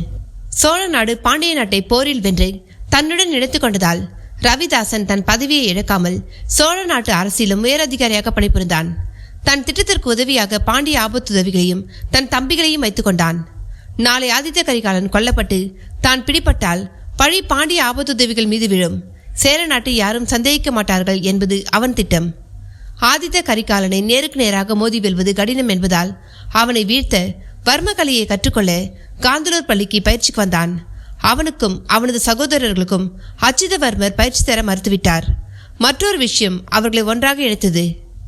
என்ன அது? பத்மநாப சுவாமிதான் ரவிதாசனுக்கும் அச்சிதவர்மருக்கும் குலதெய்வம். தன் குலதெய்வம் கோயிலுக்கு ஆதித்த கரிகாலனால் ஆபத்து வரப்போகிறது என்று தெரிந்ததால் அச்சிதவர்மர் அவர்களுக்கு வர்மக்கலையை கற்றுக் கொடுத்தார். அவனும் திட்டமிட்டபடி ஆதித்த கரிகாலனை கொன்று தன்னை பாண்டிய விசுவாசியாக வெளியில் காட்டிக்கொண்டு தண்டனையை ஏற்றுக்கொண்டான். கடைசி வரை சேர நாட்டிற்காக தான் கொலை செய்தேன் என்பதை அவன் கூற மறுத்துவிட்டான். ஆனால் ஊமையாக இருந்த இந்த உண்மை அரண்மனை வைத்தியர் அம்பலவாணரால் வெளிச்சத்துக்கு வந்துவிட்டது. உண்மையின் வெளிச்சம் காந்தலூரை தீக்கு இரையாக்கிவிட்டது என்று சொல்லி கதையை முடித்தான் மகேந்திரன். அவனது கதையை கேட்ட மலைதேவன் வாயெடுத்து போய்விட்டான். எப்படியான எதிரிகளின் சூழ்ச்சி வலையில் மாபெரும் வீரனான ஆதித்த கரிகாலன் சிக்கி தன் உயிரை பறிகொடுத்திருக்கிறான் என்று இன்றுதான் அவனுக்கு தெரிந்தது. வீரம் மட்டுமே விலை போகாது, விவேகம் துணைக்கு வராவிட்டால் என்று நினைத்து கொண்டான் அவன். இந்த உண்மை உனக்கு எப்படி தெரியும் என்றான் மலைதேவன். கடைசியாக நான் தான் அச்சிதவர்மரிடம் விடைபெற்றேன். அப்பொழுதுதான் என்னுடைய சந்தேகத்தை கேட்டேன். எதற்காக ஆதித்த கரிகாலனின் கொலையாளிகளுக்கு உதவி செய்தீர்கள் என்ற என் கேள்விக்கு அச்சிதவர்மர் கூறியதுதான் நீ கேட்ட கதை. இந்த ரகசியம் அவருக்கு பிறகு எனக்கு மட்டுமே தெரியும். இப்பொழுது இங்கிருக்கும் அனைவருக்கும் தெரியும் என்றான் மகேந்திரன். நல்லது, என்னுடைய நீண்ட நாள் சந்தேகம் இப்பொழுது தீர்ந்தது என்றான் மலைதேவன். அது கிடக்கட்டும். இப்பொழுது சீட்டு குலுக்கி போட்டதில் உன்னுடைய பெயர் வந்திருக்கிறது. எங்கள் யாருக்கும் கிடைக்காத வாய்ப்பு உனக்கு கிடைத்திருக்கிறது. எப்பொழுது அந்த வாய்ப்பை பயன்படுத்தப் போகிறாய் என்றான் கந்தவேலன். ஆரிய கூத்தாடினாலும் காரியத்தில் கண்ணாக இருக்கும் அவனை புன்னகையுடன் பார்த்த மலைதேவன், எனக்கு இன்னும் 2 வார காலம் அவகாசம் வேண்டும். எதற்காக 2 வார கால அவகாசம்? அருள்மொழியை எப்படி தீர்த்து கட்டுவது என்று யோசிக்க வேண்டாமா? அதுவரை எங்கே தங்க போகிறாய்? வேறு எங்கே தங்குவது? உங்களுடன் தான் நான் தங்க வேண்டும். மகேந்திரன் திடுக்கிட்டான். சோழ வீரர்கள் உன்னை தேடிக்கொண்டிருக்கிறார்கள். இந்த நிலையில் நீ எங்களுடன் இருப்பது அனைவருக்குமே ஆபத்து. ஆம், இவன் சிக்கிக்கொண்டால் நாம் அனைவரும் இவனுக்கு அடைக்கலம் கொடுத்த குற்றத்துக்கு ஆளாவோம். இப்பொழுது என்ன செய்வது? என்னை பாதுகாப்பாக 2 வாரங்களுக்கு வைத்திருந்தால்தான் உங்கள் லட்சியம் நிறைவேறும். இப்பொழுது என்ன செய்யப் போகிறீர்கள் என்றான் மலைதேவன். மேகவண்ணனின் சூழ்ச்சி வலையை சுக்குநூறாக கிழித்து விட்டிருந்தான் மலைதேவன். தங்கள் திட்டம் தங்களுக்கு எதிராகவே திரும்பியதை எதிர்பாராத மகேந்திரனும் கந்தவேலனும் திகைத்து நின்றனர். அத்தியாயம் 37. சீட்டு குலுக்கி போட்டதில் மலைதேவனின் பெயர் வந்ததில் முதலில் மகிழ்ச்சி அடைந்தவன் மகேந்திரன் தான். அருள்மொழியை மலைதேவன் கொல்லும் வரை அவனை பாதுகாப்பாக வைத்திருக்கும் பொறுப்பு தனக்கு வந்து சேரும் என்பதை அவன் சற்றும் எதிர்பார்க்கவில்லை. இதே தஞ்சை நகரமாக இருந்தால் தளபதியாக இருந்த மலைதேவனை நன்றாக தெரிந்தவர்கள் அதிகம். அங்கே அவனை பாதுகாப்பாக மறைத்து வைக்க முடியாது. இது புறநகர் பகுதி. அதுவும் வழிபோக்கர்கள் தங்கி செல்லும் சத்திரம். அதுவும் வெளியூரிலிருந்து வந்து தங்கி செல்லும் பயணிகளே அதிகம். அவர்களுக்கு தஞ்சையின் உயர் அதிகாரிகள் யாரையும் தெரிந்திருக்க சாத்தியமில்லை. உள்ளூர் ஆட்கள் சத்திரத்தில் தங்க வாய்ப்புகள் இல்லை. அதனால் மலைதேவனை இங்கேயே மறைத்து வைப்பது எளிதான காரியம் என்றுதான் அவனுக்கு தோன்றியது. அதனால் மலைதேவனை இங்கே தங்க வைத்துக் கொள்வதுதான் உசிதமான செயல் என்று அவனுக்கு தோன்றியது. முகத்தை முக்காடு போட்டுக்கொண்டு தன் முகத்தை மறைத்துக் கொண்ட மலைதேவனை தங்களுடனே வைத்துக் கொள்ள அவர்கள் முடிவு செய்தார்கள். மலைதேவன் அவர்களுடனே தங்க தொடங்கினான். பகல் முழுவதும் அவர்களுடன் எதையாவது பேசி பொழுதை கழித்துக் கொண்டிருப்பான் அவன். அவனது பேச்சு முழுவதும் அங்கே இருக்கும் மகேந்திரனின் கூட்டாளிகளின் பூர்வாசிரம கதைகளை அறிந்து கொள்வதாகவே இருந்தது. அவன் அங்கிருந்த 11 பேரின் ஊற்றார் உறவினர்களின் பெயர் என்ன என்பதையெல்லாம் கவனமாக மனதிலேயே குறிப்பெடுத்துக் கொண்டான். மற்ற நேரங்களில் அவன் குதிரை லாயத்தில் இருக்கும் ஊமை கிழவனுடன் சைகை மொழியில் பேசிக் கொண்டிருப்பான். இரவு உணவு முடிந்ததும் அவன் மகேந்திரனுடனும் கந்தவேலனுடனும் சிறிய நடைபயிற்சி ஒன்றை மேற்கொள்வான். இரவு நேரம் யாரும் தன்னை அடையாளம் காண முடியாது என்பதால் அவன் அப்பொழுது மட்டும் முகத்தை மறைத்துக் கொள்வதில்லை. அருள்மொழியை கொல்ல முதலில் தேர்ந்தெடுக்கப்பட்டவன் மேகவண்ணன். அவன் அதற்காக 2 தினங்கள் தீவிர வில் பயிற்சியில் ஈடுபட்டிருந்தான். தன் குறி இம்மி அளவும் தவறக்கூடாது என்பதற்காக தீவிர பயிற்சியில் இறங்கியிருந்தான். ஆனாலும் தன் முயற்சியில் தோற்றுப்போனான். அவனைப் போல மலைதேவன் தீவிரமான பயிற்சிகள் எதையும் மேற்கொள்ளவில்லை.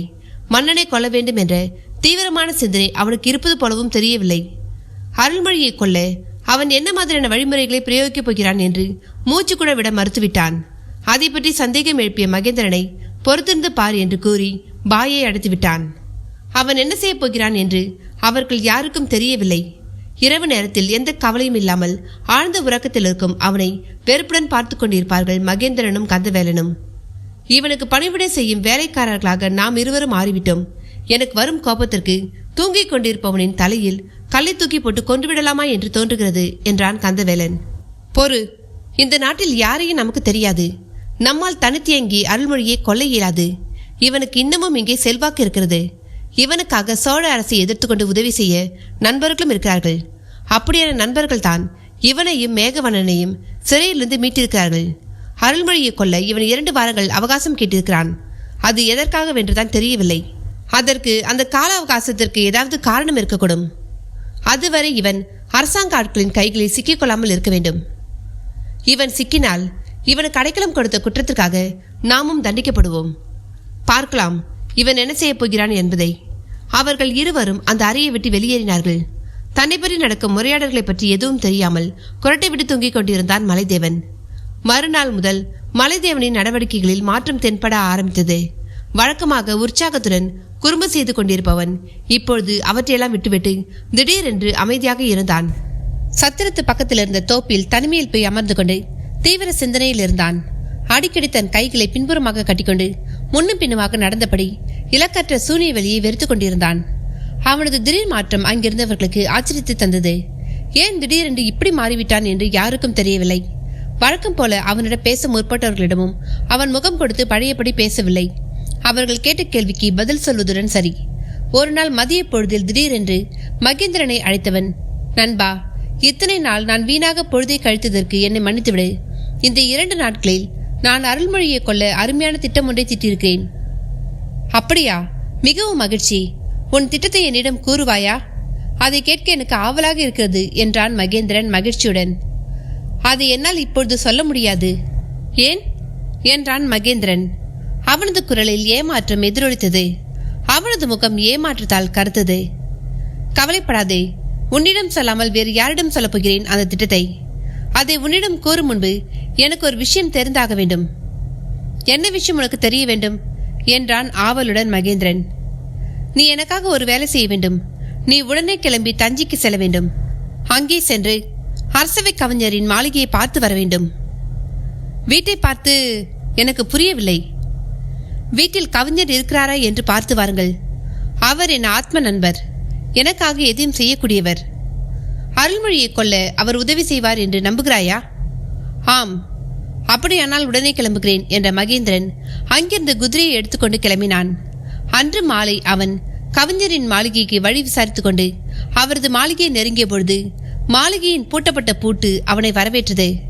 ஏமாற்றத்தால் முகம் கருத்து போய் நின்றான் அவன். அத்தியாயம் 38. அரசவை கவிஞரின் மாளிகை பூட்டப்பட்டு கிடப்பதை பார்த்த மகேந்திரன் முதலில் கடும் ஏமாற்றம் அடைந்தான். ஆனாலும் அவன் மனதை தளரவிடவில்லை. அக்கம்பக்கத்து வீடுகளில் இருந்தவர்களிடம் தன்னை அவரின் உறவுக்காரனாக அறிமுகப்படுத்திக் கொண்டு அவர் எங்கே சென்றிருப்பார் என்பதை விசாரிக்க ஆரம்பித்தான். எல்லோரும் சொல்லி வைத்தது போல் அவரது குலதெய்வ கோவிலின் விசேஷத்திற்கு சென்றிருப்பதாக கூறினார்கள். மலைதேவன் கவிஞரின் மூலமாக எதையோ செய்ய திட்டமிட்டுதான் தன்னை இங்கே அனுப்பி வைத்திருக்கிறான் என்று மகேந்திரன் நினைத்துக் கொண்டிருந்தான். இப்பொழுது கவிஞர் இங்கே இல்லை என்பதால் அவனுடைய திட்டம் நிறைவேறப் போவதில்லை. அவன் இனி வேறு ஏதாவது உபாயத்தை தான் கையாள வேண்டும் என்று தன் மனதிற்குள் நினைத்துக் கொண்டான் மகேந்திரன். 1க்கு 2 இடங்களில் விசாரித்து அரசவை கவிஞர் ஊரில் இல்லை என்பதை உறுதிப்படுத்திக் கொண்டவன் அங்கிருந்து கிளம்பினான். மலைதேவன் தங்கியிருந்த விடுதியை அடையும் வரை அவனது மனம் நிலை கொள்ளாமல் தவித்துக் கொண்டிருந்தது. தான் சொல்லப்போகும் செய்தியை கேட்டு மலைதேவன் நிலை தடுமாறப் போகிறான் என்று மகேந்திரன் நினைத்தான். அறைக்குள் சிந்தனையில் மூழ்கியிருந்த மலைதேவன் மகேந்திரனின் வருகையை பார்த்ததும் பரபரப்பானான். என்னாயிற்று நண்பா? போன காரியம் காயா பழமா என்றான் மலைதேவன். அவன் குரலில் ஆவலும் பரபரப்பும் இணைந்து காணப்பட்டது. என்னை மன்னித்துவிடு நண்பா, நான் போன காரியம் ஜெயமாகவில்லை. உன்னுடைய திட்டமும் ஜெயமாகவில்லை. சொல்வதை விளக்கமாக சொல் நண்பா. புதிர் போடுவது போல் இருக்கிறது உனது பேச்சு. சரி, உனக்கு புரியும்படி விளக்கமாகவே சொல்கிறேன். அரசவை கவிஞரின் துணையோடு அருள்மொழியை கொல்ல நினைத்த உன் திட்டத்தில் மண் விழுந்து விட்டது நண்பா. அரசவை கவிஞர் தன் குலதெய்வத்தை வழிபட வெளியூர் சென்று விட்டார். அவரது மாளிகை பூட்டியே கிடக்கிறது. நிஜமாகத்தான் சொல்கிறாயா? நீ சொல்வது உறுதியான தகவல் தானா என்றவனின் குரலில் பரபரப்பு இருந்தது. நான் சொல்வது உண்மையான தகவல்தான். அந்த தெருவில் வசிக்கும் 4-5 நபர்களிடம் கேட்டு உறுதிப்படுத்திக் கொண்டுதான் இங்கே வந்திருக்கிறேன். என்னை நீ தாராளமாக நம்பலாம். நீ சொன்ன தகவல் உண்மையாக இருக்கும் பட்சத்தில் என்று நிறுத்தினான் மலைதேவன். இருக்கும் பட்சத்தில் என்று புரியாமல் அவனை பார்த்தான் மகேந்திரன். நம்முடைய திட்டம் நிறைவேறியது போலத்தான் என்ற மலைதேவன் திடீரென்று வாய்விட்டு சிரிக்க ஆரம்பித்தான். திடீரென்று இவனுக்கு என்னவாயிற்று? சித்தம் கலங்கிவிட்டதா? எதற்காக இப்படி நகைக்கிறான் என்று புரியாமல் அவனை பார்த்தான் மகேந்திரன். என்னை பார்த்தால் சித்தம் கலங்கிய பைத்தியக்காரனை போல தெரிகிறதா நண்பா என்றான் மலைதேவன் சிரிப்பை அடக்கியபடி. இப்பொழுது எதற்காக சிரிக்கிறாய் என்று சொல்லாவிட்டால் நான் கண்டிப்பாக அப்படித்தான் நினைப்பேன்.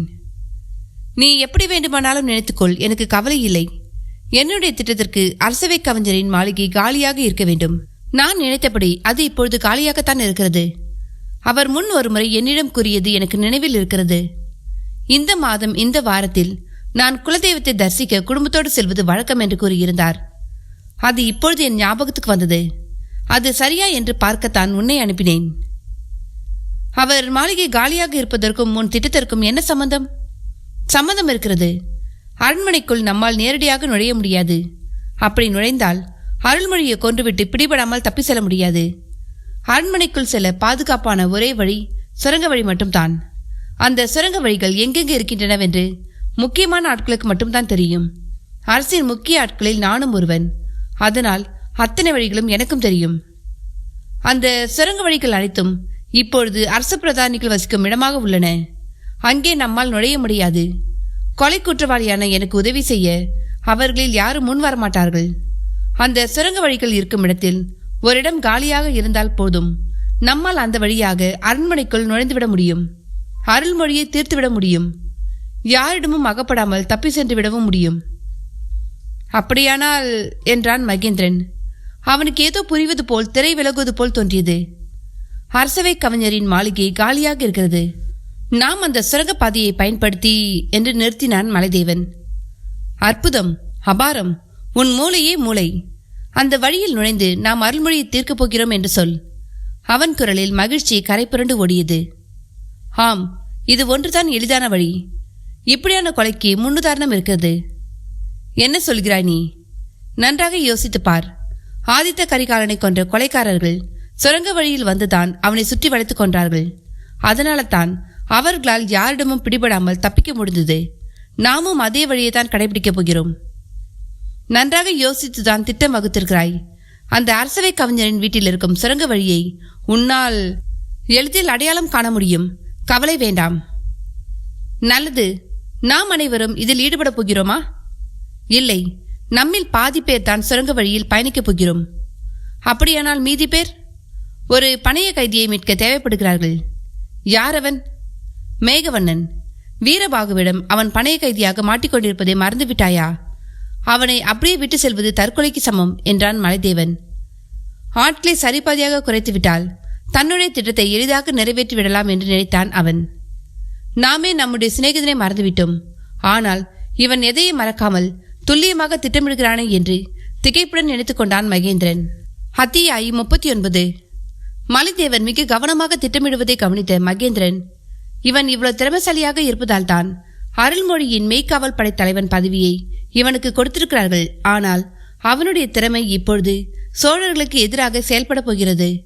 சோழ நிர்வாகத்தின் பலம் பலவீனம் என்று அனைத்தையும் தெரிந்து வைத்திருப்பவன் இவன் என்பதால் இவன் சொன்னபடி நடந்தால் வெகு எளிதாக அருள்மொழியை தீர்த்து விடலாம் என்று அவன் நம்பினான். உன் திட்டத்தை எப்பொழுது நிறைவேற்ற உத்தேசித்திருக்கிறாய் என்றான் கந்தவேலன். அரசவை கவிஞர் வீடு திரும்ப எப்படியும் 1 வார காலமாகும். அதற்குள் நாம் திட்டமிட்டபடி காரியத்தை முடித்துவிட்டு வெளியேறி விடலாம். நாளை மறுநாள் நான் அவரது மாளிகையை கைப்பற்ற திட்டமிட்டிருக்கிறேன். அவரது மாளிகையின் பூட்டை திறப்பது எனது பொறுப்பு என்றான் மலைதேவன். நீ என்ன கல்வனா? பூட்டப்பட்டிருக்கும் பூட்டை எப்படி திறப்பாய்? அதை பற்றி உனக்கென கவலை? அவரது மாளிகைக்கு பூட்டு செய்து கொடுப்பவன் தான் அரண்மனையின் அத்தனை பூட்டுகளையும் செய்கிறான். அவன் எனக்கு நெருக்கமானவன், எனக்காக எதையும் செய்யக்கூடியவன். எனக்காக அவன் ஒரு நகல் சாவியை செய்து தருவான். அதை வாங்க யாரை அனுப்பப் போகிறாய்? யாரை அவனிடம் அனுப்பினாலும் காரியம் நடக்காது. நான் நேரில் போனால்தான் வேலை நடக்கும். அந்த வேலைக்கு நீ தனியாக செல்ல வேண்டாம். நம் ஆட்களில் ஒருவன் உன் கூடவே வருவான். என்னை சந்தேகிக்கிறாயா என்ன?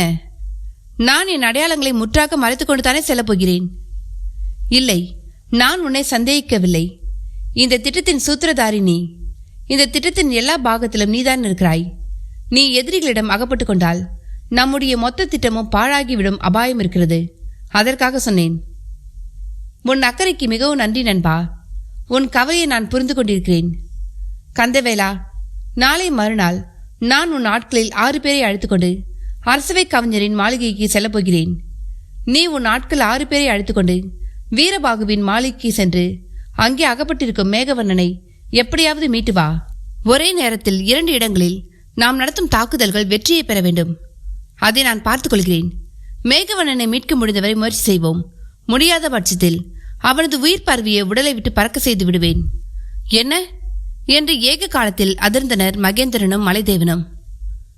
அவன் நம் நண்பன் என்றான் பதறத்துடன் மகேந்திரன். நான் இல்லை என்று சொல்லவே இல்லையே.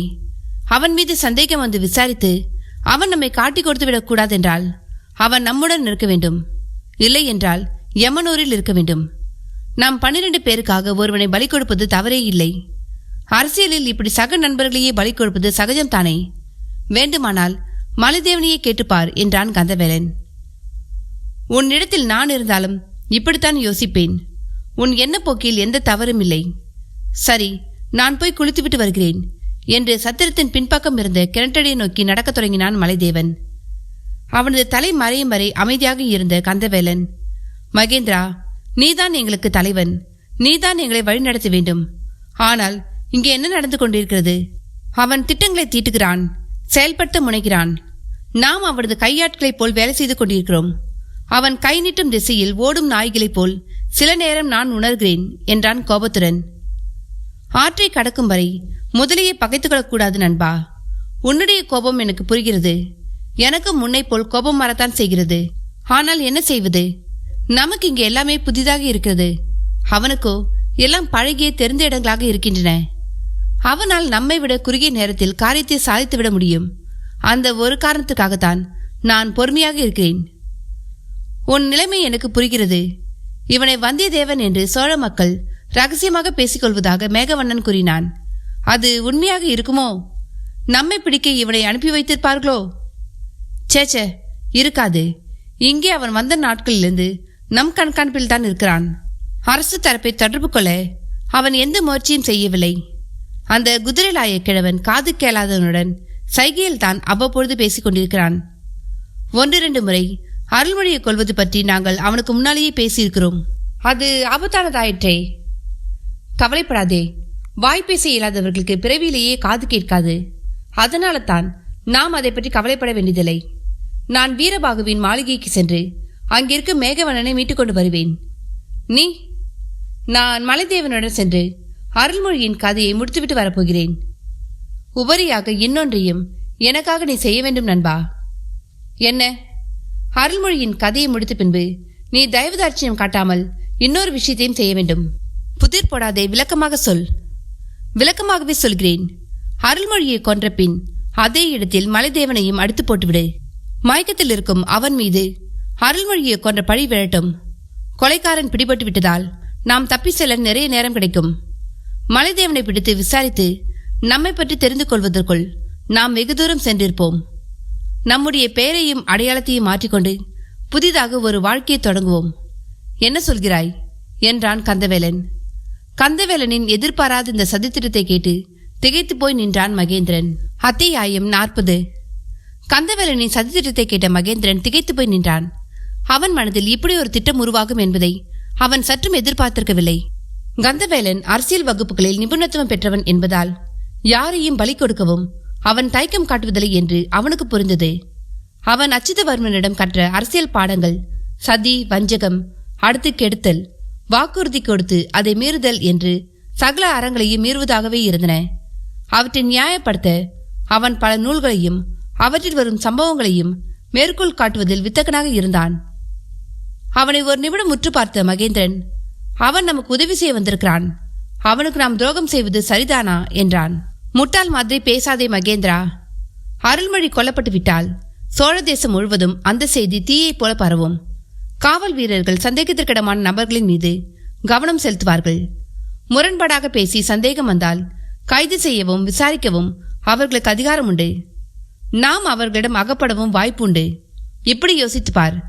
அருள்மொழி கொல்லப்படுகிறான். அவனை கொன்ற கொலையாளி இந்த மலைதேவன். அவனது உடலுக்கு அருகிலேயே படுகாயமடைந்து மயங்கி கிடக்கிறான். அவனை பார்ப்பவர்கள் கொலையாளி அகப்பட்டு விட்டான் என்ற சந்தோஷத்தில் மூழ்குவார்கள். அவனுக்கு சிகிச்சை அளித்து அவன் இயல்பு நிலைக்கு திரும்ப சிறிது நாட்களாகும். 2 நாட்கள் அவகாசம் கிடைத்தால் போதும். நாம் இந்த நாட்டை விட்டு யாரும் சந்தேகிக்கும் முன்பாக வெளியேறிவிடலாம். கொலையாளி வாய் திறந்து பேசும் வரை காவலர்கள் அசதியாகத்தான் இருப்பார்கள். அது போதும் நாம் தப்பி செல்ல என்றான் கந்தவேலன். கந்தவேலனின் பேச்சில் நியாயம் இருப்பதையும் அவன் தர்க்கபூர்வமாக யோசிப்பதையும் உணர்ந்து கொண்ட மகேந்திரன் அவனது திட்டத்திற்கு சம்மதித்தான். நம்மை பற்றிய உண்மைகளை அவன் விசாரணையின் பொழுது சொல்லிவிட்டால் என்றான் மகேந்திரன் உள்ளார்ந்த பயத்துடன். அதை பற்றி நாம் கவலைப்பட வேண்டியதில்லை. நாம் பெயரை மாற்றிக்கொண்டு சேர நாட்டிலேயே வாழ்க்கையை தொடரலாம். அவர்கள் நம்முடைய பழைய பெயரில் நம்மை தேடிக்கொண்டிருப்பார்கள் என்று சிரித்தான் கந்தவேலன். தனக்கு எதிராக சதித்திட்டம் ஒன்று திட்டப்படுவதை அறியாமல் கிணற்றடியில் குளித்துக் கொண்டிருந்தான் மலைதேவன். மகேந்திரனும் கந்தவேலனும் இணைந்து 2 அணிகளிலும் இடம்பெறப்போவது யார் என்ற பட்டியலை தயாரிக்க ஆரம்பித்தனர். மகேந்திரனும் மலைதேவனும் இணைந்து சுரங்க வழியில் சென்று அருள்மொழியை தீர்க்க வேண்டிய வேலையை பார்க்கலாம் என்றும், கந்தவேலன் தலைமையிலான இன்னொரு பிரிவு வீரபாகுவின் மாளிகையில் சிகிச்சை பெற்று வரும் மேகவண்ணனை மீட்டு வருவதென்று முடிவானது. மறுநாள் மதியம் தலையில் முக்காடு போட்டுக்கொண்டு தன் குதிரையில் கிளம்பிய மலைதேவன் மாலையில் தான் திரும்பி வந்தான். அவன் எங்கே போகிறான் என்று மகேந்திரன் கேட்ட கேள்விக்கு திரும்ப வந்து பதில் சொல்கிறேன் என்று மட்டும் பதில் சொன்னான். தனியாக செல்லும் அவன் அரசாங்க காவலர்களிடம் அகப்பட்டு விட்டால் மொத்த திட்டமும் பாழாகிவிடும் என்று நினைத்த மகேந்திரன் துணைக்கு யாரையாவது கூட்டி செல்லலாமே என்றான். அதற்கு மறுப்பு தெரிவித்துவிட்டு தனியாகவே செல்கிறேன் என்று கிளம்பியவன் மாலையில் தான் வந்து சேர்ந்தான். அவன் பத்திரமாக வந்து சேர்ந்ததை பார்த்த பிறகுதான் மற்றவர்களுக்கு நிம்மதி பெருமூச்சு பிறந்தது. எங்கே போய் வந்தேன் என்பதை அவன் நீண்ட நேரமாக யார் கேட்டும் கூறவில்லை. இரவு உணவிற்கு பிறகான நடைபயிற்சி முடிந்த பிறகு தனியான இடத்தில் அனைவரையும் நிறுத்தியவன், இதை பாருங்கள் என்று தன் இடுப்பில் இருந்த பொருளை எடுத்து காட்டினான். அவனது உள்ளங்கையில் புத்தம் புதிதாக பலபலவென்று மின்னியது ஒரு சாவி. இதுதான் அரசவை கவிஞர் மாளிகையின் சாவி. இதைத்தான் அரண்மனை கொலனிடம் வெகு நேரம் வாதாடி வாங்கி வந்தேன். சிறிது பொருளை அன்பளிப்பாக கொடுத்த பிறகே அவன் அதை செய்து தர சம்மதித்தான் என்றான் மலைதேவன். இருட்டில் நிலவு வெளிச்சத்தில் மின்னிய அந்த சாவியை ஆச்சரியமாக பார்த்தனர் அனைவரும். அது சரி, மாளிகையின் சாவி கிடைத்துவிட்டது. அவ்வளவு பெரிய மாளிகையில் சுரங்க வழி எங்கிருக்கிறது என்பதை எப்படி கண்டுபிடிப்பது என்றான் அவர்களில் ஒருவன். அதை பற்றி யாரும் கவலைப்பட வேண்டியதில்லை. அவற்றை கண்டுபிடிக்க பிரத்யேக அடையாளங்கள் உண்டு.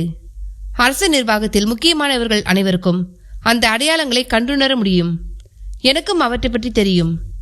நான் அதை எளிதாக கண்டுபிடித்து விடுவேன் என்றான் மலைதேவன். அப்படியானால் நாளை இரவு அருள்மொழியின் வாழ்வுக்கு முற்றுப்புள்ளி வைக்கும் வேலை துவங்கிவிடும் என்று சொல் என்றான் கந்தவேலன். ஆம், நிச்சயமாக நாளை மாலை நாம் இங்கிருந்து குதிரைகளில் கிளம்பலாம். நம் குதிரைகளை அரண்மனை கவிஞரின் மாளிகைக்கு அருகில் நிறுத்துவது ஆபத்து. யாரேனும் பார்த்தால் சந்தேகத்திற்கு இடமாகிவிடும். அதனால் சற்று தொலைவிலேயே குதிரைகளை நிறுத்திவிட்டு கால்நடையாக சென்று விடுவோம். அந்த குதிரைகளை யார் பார்த்துக் கொள்வது? அந்த குதிரைகள் நமக்கு மிகவும் முக்கியம். அவை இருந்தால்தான் நாம் எளிதாக தப்பி செல்ல முடியும் என்றான் கந்தவேலன். அந்த குதிரைகளை நம்மில் ஒருவன் பார்த்து கொண்டால் நம் எண்ணிக்கையில் ஒன்று குறையும் என்றான் மகேந்திரன். கவலைப்படாதீர்கள், அந்த வேலைக்கு வேறு ஒரு ஆளை ஏற்பாடு செய்துவிட்டேன். சொற்ப பணத்திற்காக ஒருவன் இந்த வேலையை செய்ய முன் வந்திருக்கிறான். அவனை யாரும் விசாரிக்க முடியாது. கந்தவேலனின் மனதில் சந்தேகம் எழுந்தது. அரசாங்க ஓட்டர்கள் யாரையாவது கூட்டி வந்திருக்கிறானா இவன் என்ற கேள்வி அவன் மனதில் எழுந்தது. அவனுக்கு எதிராக நாம் ஒரு சதித்திட்டம் தீட்டியிருப்பது போல் இவனும் ஏதாவது சதித்திட்டம் தீட்டுகிறானோ என்று அவனுக்கு தோன்றியது. யார் அந்த மர்ம ஆசாமி என்றான் அவன் பரபரப்புடன். வேறு யாரும் இல்லை, நம்முடைய குதிரையிலாய ஊமை கிழவன் தான். அவன் தான் குதிரைகளை பார்த்துக்கொள்ள சம்மதித்திருக்கிறான் என்றான் மலைதேவன். அவனா என்றான் இலக்கார புன்னகையுடன் மகேந்திரன். ஆம், அவனேதான் என்றான் மலைதேவன். எங்களுக்கு ஆட்சேபனை இல்லை என்றான் மகேந்திரன். அத்தியாயம் 41. அருள்மொழிக்கு எதிரான எல்லா சதி வேலைகளும் வெகு விரைவாகவே நடந்து முடிந்தன. அரண்மனை கொலனிடம் பேசி அரசவை கவிஞரின் மாளிகையின் நகல் சாவியை வாங்கி வந்துவிட்டிருந்தான் மலைதேவன். அதற்கு அடுத்த நாள் எந்தவித ஆர்ப்பாட்டமும் இன்றி அமைதியாக கடந்து சென்றது. மகேந்திரனுக்கோ அது புயலுக்கு பின்னாலான அமைதி போல் தோன்றியது. எப்பொழுது மாலை நேரம் வந்து சேரும் என்று அனைவருமே ஆவலுடன் காத்திருந்தனர். நேரம் நெருங்க நெருங்க அவர்களின் நடுவே பதட்டமும் பயமும் பரபரப்பும் அதிகரிக்க ஆரம்பித்தன. திட்டமிட்ட காரியம் நல்லபடியாக முடியுமா, இல்லை தோல்வியை தழுவி விடுமா என்ற வாத பிரதிவாதங்கள் அவர்களிடையே முணுமுணுப்பாக கிளம்பிக் கொண்டிருந்தன. அதனை அவர்கள் வெளிக்காட்டிக் கொள்ளவில்லை. மாலை மயங்கு நேரம் நெருங்கியது. விடுதியின் சொந்தக்காரனிடம் இரவு உணவு தயாரித்து வைக்க முடியும், இரவு திரும்பி வர வெகு நேரமாகிவிடும் என்றும் மகேந்திரன் முன்னதாகவே தெரிவித்து விட்டான். இருள் கவியும் நேரம் நெருங்கியது. கந்தவேலன் தலைமையிலான 6 பேர் கொண்ட குழு மறைத்து வைக்கப்பட்ட ஆயுதங்களுடன் கிளம்ப தயார் நிலையில் இருந்தது. அவர்களை பார்த்து புன்னகைத்த மலைதேவன், நண்பர்களே, நாம் இருவரும் காரியங்களை சாதிக்க 2 பிரிவாக பிரிந்து செல்ல போகிறோம். முதல் சாமம் தொடங்கும் பொழுது நீங்கள் வீரபாகுவின் மாளிகையை சென்றடைந்து விடுவீர்கள். 2ஆம் சாமம் முழுவதும் நீங்கள் இருட்டில் மறைந்தே இருக்க வேண்டும். யார் கண்ணிலும் சந்தேகத்திற்கிடமான வகையில் நீங்கள் பட்டுவிடக்கூடாது. உங்கள் குதிரைகளின் கணைப்பொலி கூட உங்களுக்கு ஆபத்தை கொண்டு வந்து விடலாம். அதனால் அவற்றின் வாயை ஒரு கயிற்றால் கட்டிவிடுங்கள். 3ஆம் சாமம் துவங்கும் பொழுது காவலர்கள் அயற்சியால் தூங்க தயாராக இருப்பார்கள். தங்களின் எச்சரிக்கை உணர்வை விடுத்து சற்று அசதியாக இருப்பார்கள். அதுதான் நமக்கான நேரம். கும்பலாக வீரபாகுவின் மாளிகைக்குள் நுழையுங்கள். எதிர்படுவோரை வெட்டி வீழ்த்துங்கள். மேகவண்ணனை எப்படியாவது மீட்டு வாருங்கள். அப்படி மீட்க முடியாவிட்டால் அதற்கு மேல் நீ விளக்கமாக எதையும் சொல்ல வேண்டாம். நான் என்ன செய்ய வேண்டும் என்று எனக்கு தெரியும். அவன் கதையை முடித்து விடுகிறேன் என்றான் கந்தவேலன் கனமான குரலில். அவனது குரலுக்கு பிறகு அங்கே கனத்த அமைதி நிலவியது. அதை நான் விரும்பவில்லை, ஆனால் கடைசியாக அதை விட்டால் நமக்கு வேறு வழி இருப்பதாக எதுவும் தெரியவில்லை என்றான் வருத்தமான குரலில் மகேந்திரன். மிகப்பெரிய லட்சியங்களை அடைய வேண்டுமென்றால் 1-2 தியாகங்களுக்கு நாம் தயாராகத்தான் இருக்க வேண்டும். நண்பன், உறவு, காதல் எல்லாமும் லட்சியத்துக்கு முன்பு கால் தூசித்தான் என்றான் கந்தவேலன் அலட்சியத்துடன். காரியம் முடிந்த பிறகு நீங்கள் அனைவரும் இதே விடுதிக்கு வந்து எங்களுக்காக காத்து கொண்டிருங்கள். விடுதி உரிமையாளனுக்கு நம்மீது எந்த சந்தேகமும் வந்துவிடக்கூடாது என்றான் எச்சரிக்கும் குரலில் மலைதேவன். நாம் நம்முடைய காரியத்தை முடித்துவிட்டு வரும்பொழுது இங்கே இருப்பவர்கள் அனைவரும் ஆழ்ந்த உறக்கத்தில் இருப்பார்கள். நாம் எப்பொழுது வந்தோம் என்பது கூட யாருக்கும் தெரியாது. நாம் திண்ணையிலேயே படுத்துவிட வேண்டியதுதான். இரவு காவலுக்கு இருப்பவன் அந்த ஊமை கிழவன் மட்டும்தான். அவனும் இன்று இரவு உங்களுடன் வரப்போகிறான் என்பதால் எந்த பிரச்சனையும் இருக்காது என்றான் மகேந்திரன். போதும் பேச்சு, நேரமாகிக் கொண்டிருக்கிறது. நாம் இங்கிருந்து கிளம்பலாம் என்று தன் அணியாட்களுக்கு சைகை செய்தான் கந்தவேலன். அவர்கள் பிரிய விடை பெற்றுக் கொண்டு அங்கிருந்து கிளம்பினார்கள். அவர்கள் இருட்டில் மறைவதை பார்த்து கொண்டிருந்த மலைதேவன், நாமும் கிளம்பலாம் என்றான். எங்கே அந்த ஊமை கிழவன் என்றான் மகேந்திரன். நீங்கள் முன்னே செல்லுங்கள், நான் அவனை என் குதிரையில் அழைத்து வருகிறேன்.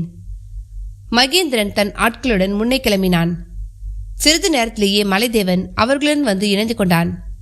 அவனுக்கு பின்னால் உட்கார்ந்திருந்த ஊமை கிழவன் இவர்களை பார்த்து நட்புடன் புன்னகைத்தான். சந்திரன் மெல்ல மெல்ல வானின் உச்சிக்கு வர தொடங்கியிருந்தான். 2ஆம் சாமம் பாதி முடியும் பொழுது அவர்கள் அரண்மனை கவிஞரின் மாளிகை இருந்த தெருவில் இருந்தனர். தஞ்சையின் அனைத்து தெருக்களும் ஆழ்ந்த உறக்கத்தில் இருந்தன. ஆங்காங்கே தெருநாய்கள் ஓலையிடும் ஓசை மட்டும் விட்டுவிட்டு கேட்டுக்கொண்டிருந்தது. அனைவரும் குதிரைகளை விட்டு இறங்கினர். ஊமை கிழவனிடம் குதிரைகளின் கடிவாளத்தை கொடுத்தனர். குதிரைகளை பத்திரமாக பார்த்துக்கொள் என்றான் மலைதேவன். அவன் புரிந்தும் புரியாதது போல தலையை ஆட்டிக்கொண்டு சிரித்தான். அவனை அங்கே விட்டுவிட்டு அவர்கள் தெருவில் நடக்கத் தொடங்கினர். நடந்தபடியே பேச ஆரம்பித்தான் மலைதேவன். நண்பர்களே, நான் சொல்வதை கவனமாக கேளுங்கள். தஞ்சை அரண்மனைக்கு செல்ல பல சுரங்க வழிகள் உண்டு. அவற்றில் ஒன்றைத்தான் நாம் இப்பொழுது பயன்படுத்தப் போகிறோம். அருள்மொழியை நாம் கொன்ற பிறகு வந்த சுவடு தெரியாமல் வந்த வழியாகவே திரும்பி விடுவோம். கொலையாளிகளை பிடிக்க முடியாவிட்டால் அவர்கள் கண்டிப்பாக சுரங்க வழியில் தான் வந்திருக்க வேண்டும் என்று நினைப்பார்கள். அதனால் அனைத்து சுரங்க வழிகளையும் சோதிப்பார்கள். நம்மை பற்றிய ஒரு சிறு துப்பும் அவர்களுக்கு கிடைத்துவிடக்கூடாது. முக்கியமாக அரசவை கவிஞரின் மாளிகையில் ஒரு சிறு துரும்பை கூட கலத்தி விடாதீர்கள். உள்ளது உள்ளபடி எல்லா பொருட்களும் அப்படியே இருக்கட்டும். அவரது கவனத்தை கலைக்கும்படி ஒரு பொருள் இருந்தாலும் வீட்டில் யாரோ நுழைந்திருக்கிறார்கள் என்பதை அவர் கண்டுபிடித்து விடுவார். கவனம் என்று தன் தோழர்களை எச்சரித்தான் மலைதேவன். நீ சொன்னபடியே நடந்து கொள்கிறோம், கவலைப்படாதே என்றான் மகேந்திரன். முட்டாள், நீதான் கொலைக்காரனாக அகப்பட போகிறாயே, அது தெரியாமல் எதற்காக இப்படி முன்னெச்சரிக்கையாக திட்டமிட்டுக் கொண்டிருக்கிறாய் என்று மனதில் நினைத்து கொண்டான் மகேந்திரன். தன்னை சுற்றி பின்னப்பட்டிருக்கும் சிலந்தி வழியே அறியாதவனாக அரண்மனை கவிஞரின் மாளிகை பூட்டை திறந்தான் மலைதேவன். அவர்கள் மாளிகையின் உள்ளே நுழைந்தனர். நம் தோழர்கள் இதே நேரத்தில் மேகவண்ணனை மீட்டிருப்பார்களா என்றான் அவர்களில் ஒருவன். கந்தவரன் சிறந்த முறையில் காரியமாற்றிருப்பான் என்று நம்புகிறேன் என்றான் மகேந்திரன். அதே நேரம் அங்கே அத்தியாயம் 42. ஊரே ஆழ்ந்த உறக்கத்தில் இருந்தபொழுது அரசவை கவிஞரின் மாளிகையினில் நுழைந்த 6 பேர் மட்டும் வெகு சுறுசுறுப்பாக இயங்கிக் கொண்டிருந்தனர். அனைவரின் இதயமும் தாறுமாறாக இயங்கி ரத்தத்தை வெகு வேகமாக மூளைக்கு அனுப்பி கொண்டிருந்தன. உள்ளே நுழைந்ததும் 5 நிமிடங்கள் அனைவரும் அமைதியாக இருக்கும்படி கட்டளையிட்டான் மலைதேவன். அதுவரை நிலவின் வெளிச்சத்திற்கு பழக்கப்பட்ட அவர்களின் கண்கள் இருளுக்கு பழக்கமாக வேண்டும் என்பதற்காகத்தான் அவன் அந்த 5 நிமிட அவகாசங்களை அவர்களுக்கு கொடுத்திருந்தான். அந்த நள்ளிரவு நேரத்தில் தீபந்தத்தை ஏற்றி வைக்க எந்த சாதனங்களும் அவர்களின் கைவசம் இல்லை. அதனால் இருளுக்கு கண்களை பழக்கப்படுத்துவது தவிர வேறு வழி இருக்கவில்லை. இருள் இப்பொழுதைக்கு நமக்கு சாதகமான விஷயம். நாம் அருள்மொழியின் படுக்கை அறைக்கு செல்ல இந்த இருளால் சற்று தாமதமாகலாம். ஆனால் திரும்ப வரும்பொழுது அந்த தாமதம் இருக்காது. அருள்மொழியின் கதையை முடித்த பிறகு அங்கிருக்கும் தீபந்தங்களில் 1-2 நாம் எடுத்துக்கொண்டால் வெளிச்சத்தில் நாம் விரைவாகவே இந்த மாளிகையிலிருந்து வெளியேறிவிடலாம். நல்ல யோசனை. நாம் இந்த மாளிகைக்குள் நுழைந்து விட்டோம். கதவை உட்புறமாக தாழிட்டு விடலாமே என்றான் மகேந்திரன். இல்லை, வேண்டாம். கதவை சும்மா சாத்தி வைத்தால் போதும். நம் காரியத்தில் ஏதாவது இடையூறு நேர்ந்தால் நாம் தப்பி செல்லும் பொழுது பூட்டப்பட்ட கதவு இடைஞ்சலாகிவிடும். சட்டென்று கதவை திறந்து வெளியேற அது சும்மா கிடப்பதே நல்லது. இந்த கதவை பூட்டிவிட்டு சாவியை வைத்திருப்பவனுக்கு உள்ளே ஏதாவது நடந்து விட்டாலோ இல்லை அவன் பிடிபட்டு விட்டாலோ சாவி இல்லாமல் நாம் வெளியேற வழி இல்லாமல் பொறியில் அகப்பட்ட எலியாக மாட்டிக்கொண்டு விடுவோம் என்றான் மலைதேவன். அவன் பேச்சை ஆமோதிப்பதை தவிர அவர்களுக்கு வேறு வழி இருக்கவில்லை. அவர்களின் கண்களுக்கு இருட்டு பழக்கப்பட்டு விட்டதால் மாளிகையில் இருந்த பொருட்கள் எல்லாம் மங்கலாக அவர்களின் கண்களுக்கு தென்பட ஆரம்பித்தது. மலைதேவா, ரகசிய சுரங்க வழிக்கான அடையாளம் எதுவென்று சொல். நாம் அனைவரும் ஆளுக்கு ஒரு திசையில் சென்று அதை கண்டுபிடிப்போம். நீ ஒருவனாக அதை தேடி கண்டுபிடிக்க நீண்ட நேரம் பிடிக்கும் என்றான் மகேந்திரன். யாரும் தேடி கண்டுபிடிக்க வேண்டியதில்லை. எல்லோரும் என்னுடன் வாருங்கள். அந்த சுரங்க வழி இருக்கும் இடம் எனக்கு தெரியும் என்ற மலைதேவன் பூஜை அறை இருந்த அரை பக்கமாக நடந்தான். அதற்குள் நுழைந்தவன் விக்கிரகத்தின் தலையில் இருந்த கிரீடத்தை வலது பக்கமாக திருப்பினான். சிலைக்கு பின்னால் இருந்த சுவர் விலகி வழிவிட்டது. சுவருக்கு பின்னால் ஒரு சுரங்க வழி இருந்தது. அனைவரும் வியப்போடு அதை பார்த்து கொண்டிருந்தனர். வேடிக்கை பார்த்தவரை போதும், உள்ளே இருட்டாக இருக்கும்.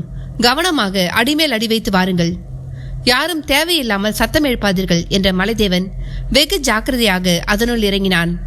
சிறிது நேரத்தில் அவனது உருவம் முற்றிலுமாக மறைந்தது.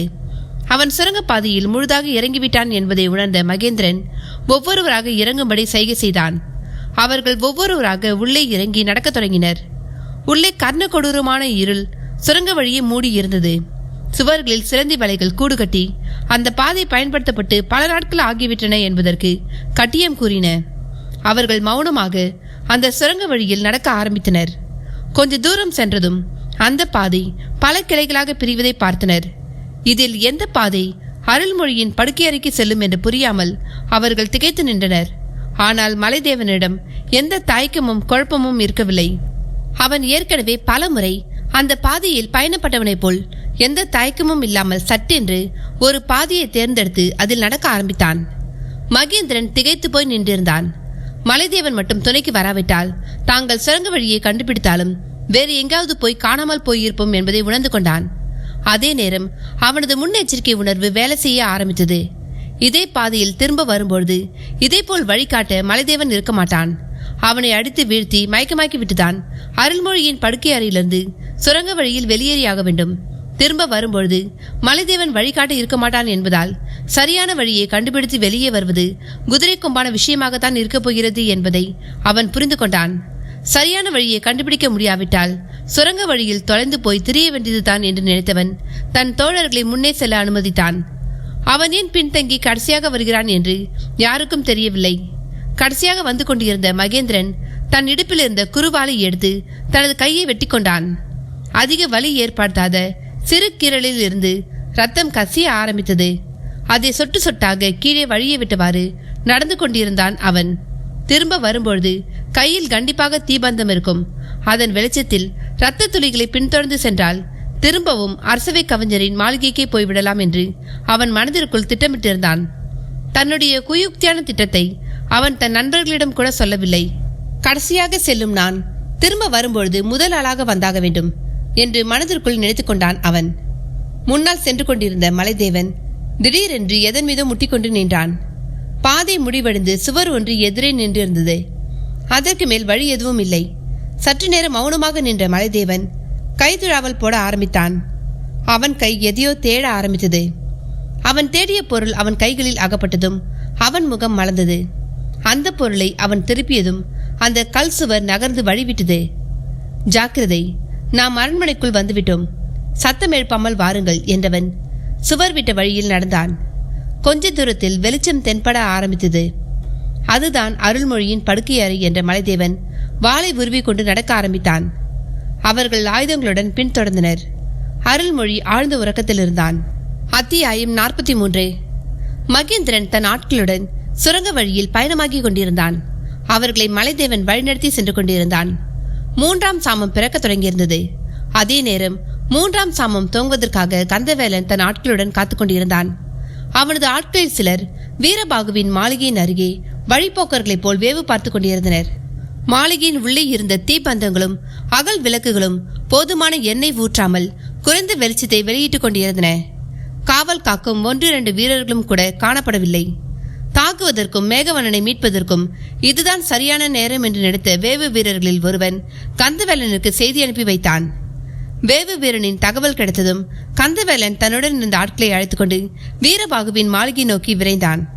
போகும் வழியிலேயே அவன் தன் ஆட்களிடம், எல்லோரும் ஆயுதங்களை தயார் நிலையில் வையுங்கள், காவலுக்கு இருக்கும் வீரர்களை பார்த்தவுடன் தாக்க துவங்கி விடுங்கள். நம் தாக்குதலில் ஒருவர் கூட உயிர் பிழைக்கக்கூடாது. இன்னொரு முக்கியமான விஷயம், மேகவண்ணனை மீட்க முடிந்தவரை முயற்சி செய்யுங்கள். முடியாவிட்டால் கொஞ்சமும் யோசிக்க வேண்டாம், அவன் கதையை முடித்து விடுங்கள் என்றான். அவர்கள் தயக்கத்துடன் தலையை அசைத்தனர். அவர்கள் செல்லும் வழியில் காத்திருந்த வேவு வீரர்கள் அவர்களுடன் இணைந்து கொண்டனர். நிலவரம் எப்படி இருக்கிறது என்றான் கந்தவேலன். நமக்கு சாதகமாகத்தான் இருக்கிறது. 3ஆம் சாமத்தில் விளக்கில் எண்ணெய் குறைந்துவிடும். அதில் புதிய எண்ணெயை ஊற்ற சோம்பேத்தனப்பட்டுக் கொண்டு காவல் வீரர்கள் உறங்குகிறார்கள். நல்ல செய்திதான். நாம் நம்முடைய வேலையை விரைவாக முடிக்க வேண்டியதுதான் என்று சிரித்தான் கந்தவேலன். அவர்கள் மின்னலைப் போல் வீரபாகுவின் மாளிகைக்குள் நுழைந்தனர். அவர்களை வரவேற்கவோ எதிர்கொள்ளவோ அங்கே யாரும் இல்லை. குதிரையிலிருந்து குதித்து இறங்கிய கந்தவேலனும் அவனது நண்பர்களும் வாளை உருவிக்கொண்டு மாளிகையினுள் நுழைந்தனர். சாத்தியிருந்த கதவை ஓங்கி உதைத்தான் கந்தவேலன். அது எந்த மறுப்புமின்றி ஆவென பிளந்து வழிவிட்டது. அவர்கள் ஆவேசத்துடன் உள்ளே நுழைந்தனர். உள்ளே இருந்த ஒவ்வொரு அறையாக நுழைந்து தேட ஆரம்பித்தனர். அவர்களுக்கு ஏமாற்றம் காத்திருந்தது.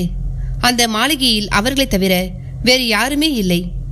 கந்தவேலன் எரிச்சலுடன் தன் வேவு வீரர்களை பார்த்து கத்தினான்.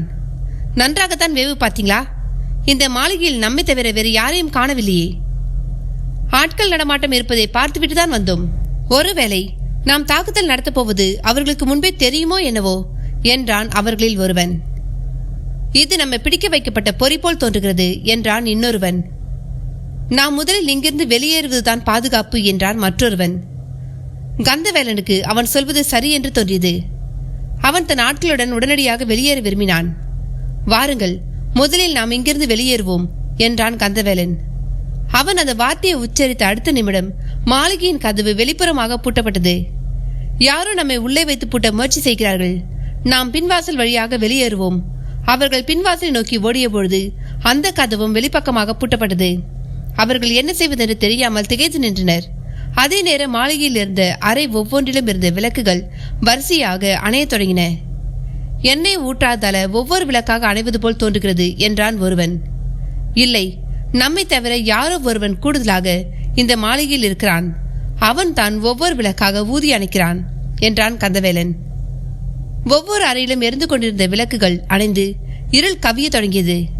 அவர்கள் இருந்த இடத்தை சுற்றி மெல்ல மெல்ல இருள் சூழ ஆரம்பித்தது. கந்தவேலன் தூணுக்கு அருகில் சொருகப்பட்டிருந்த தீப்பந்தத்தை கையில் எடுத்துக்கொண்டான். அவன் எவ்வளவு பெரிய திறமசாலியாக வேண்டுமானாலும் இருக்கட்டும், இந்த தீப்பந்தம் என் கையில் இருக்கும் வரை அவன் இருளில் பதுங்கி ஆட்டம் காட்டலாம். ஆனால் கடைசியில் வெளிச்சத்திற்கு வந்துதானாக வேண்டும். அனாமதேயனே, போதும் உன் விளையாட்டு, வெளிச்சத்திற்கு வா என்று உருமினான் கந்தவேலன். உன் கையில் ஆயுதம் இருக்கும் பொழுது நான் எப்படி வெளியே வருவேன் நண்பனே? என் உயிருக்கு பாதுகாப்பு இல்லையே என்றது ஒரு கரகரத்த குரல். கந்தவேலன் சுதாரித்தான்.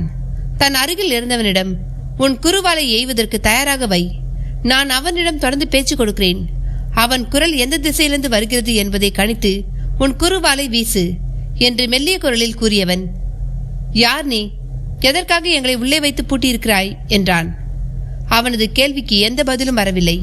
அவனது குரல் எந்த திசையில் வரும் என்று விழிப்புடன் பார்த்து கொண்டிருந்தான் குருவாலை வைத்திருந்தவன். சற்றென்று ஒரு மின்னல் துணுக்கை போல் ஒரு குருவால் எங்கிருந்தோ கந்தவேலனின் மீது பாய்ந்தது. வாளை வீசியவன் மிகுந்த திறமைசாலி. அவன் எறிந்த குருவால் சரியாக கந்தவேலனின் கையை காயப்படுத்தியது. ஐயோ என்று கத்திய கந்தவேலன் தீபந்தத்தை கீழே தவறவிட்டான். அந்த தீபந்தமும் வாளும் கீழே விழும் ஓசை வெகு துல்லியமாக கேட்டது. கீழே விழுந்த தீபந்தம் உடனே அணைந்தது. அந்த மாளிகையில் இப்பொழுது இருள் சூழ்ந்தது. யாரோ நடக்கும் ஓசை கேட்கிறது. நண்பர்களே, ஜாக்கிரதை என்றது இருள் நடுவே கந்தவேலனின் குரல். அத்தியாயம் 44. வீரபாகுவின் மாளிகையில் முகம் தெரியாத எதிரியோடு கந்தவேலன் மல்லு கட்டி கொண்டிருந்த அதே வேளையில் அருள்மொழிவர்மனின் படுக்கையறை இருந்த இடத்தை நோக்கி மெல்ல மெல்ல முன்னேறி கொண்டிருந்தது மலைதேவன் தலைமையிலான குழு. வழியில் அரைத்துக்கத்தில் காவலுக்கு இருந்த வீரர்களை அடித்து வீழ்த்தி மயக்கமடைய செய்வது அவர்களுக்கு பெரிய காரியமாக இல்லை. அவர்கள் அமைதியாக படுக்கையறை நோக்கி முன்னேறி கொண்டிருந்தனர். படுக்கையறை கதவை திறப்பதற்காக பூனைப்போல் முன்னேறிய மலைதேவன் திடீரென்று தன் செயல்களை இடைநிறுத்தம் செய்துவிட்டு சிந்தனையில் மூழ்கினான். அவனது செயலால் குழப்பமடைந்த மகேந்திரன், மலைதேவா, ஏன் தயங்கி நிற்கிறாய்? வெண்ணெய் திரண்டு வரும்பொழுது தாழியை உடைத்தது போல் இருக்கிறது உன் செயல் என்று கோபத்துடன் அவனை கடிந்து கொண்டான். பொறு நண்பா, நாம் அருள்மொழியை கொல்ல வந்திருக்கிறோம். அவன் தனியாக இருந்தால் நம் காரியம் எளிதாக நிறைவேறிவிடும். அவனுக்கு ஒன்றுக்கும் மேற்பட்ட மனைவிகள் இருக்கிறார்கள்.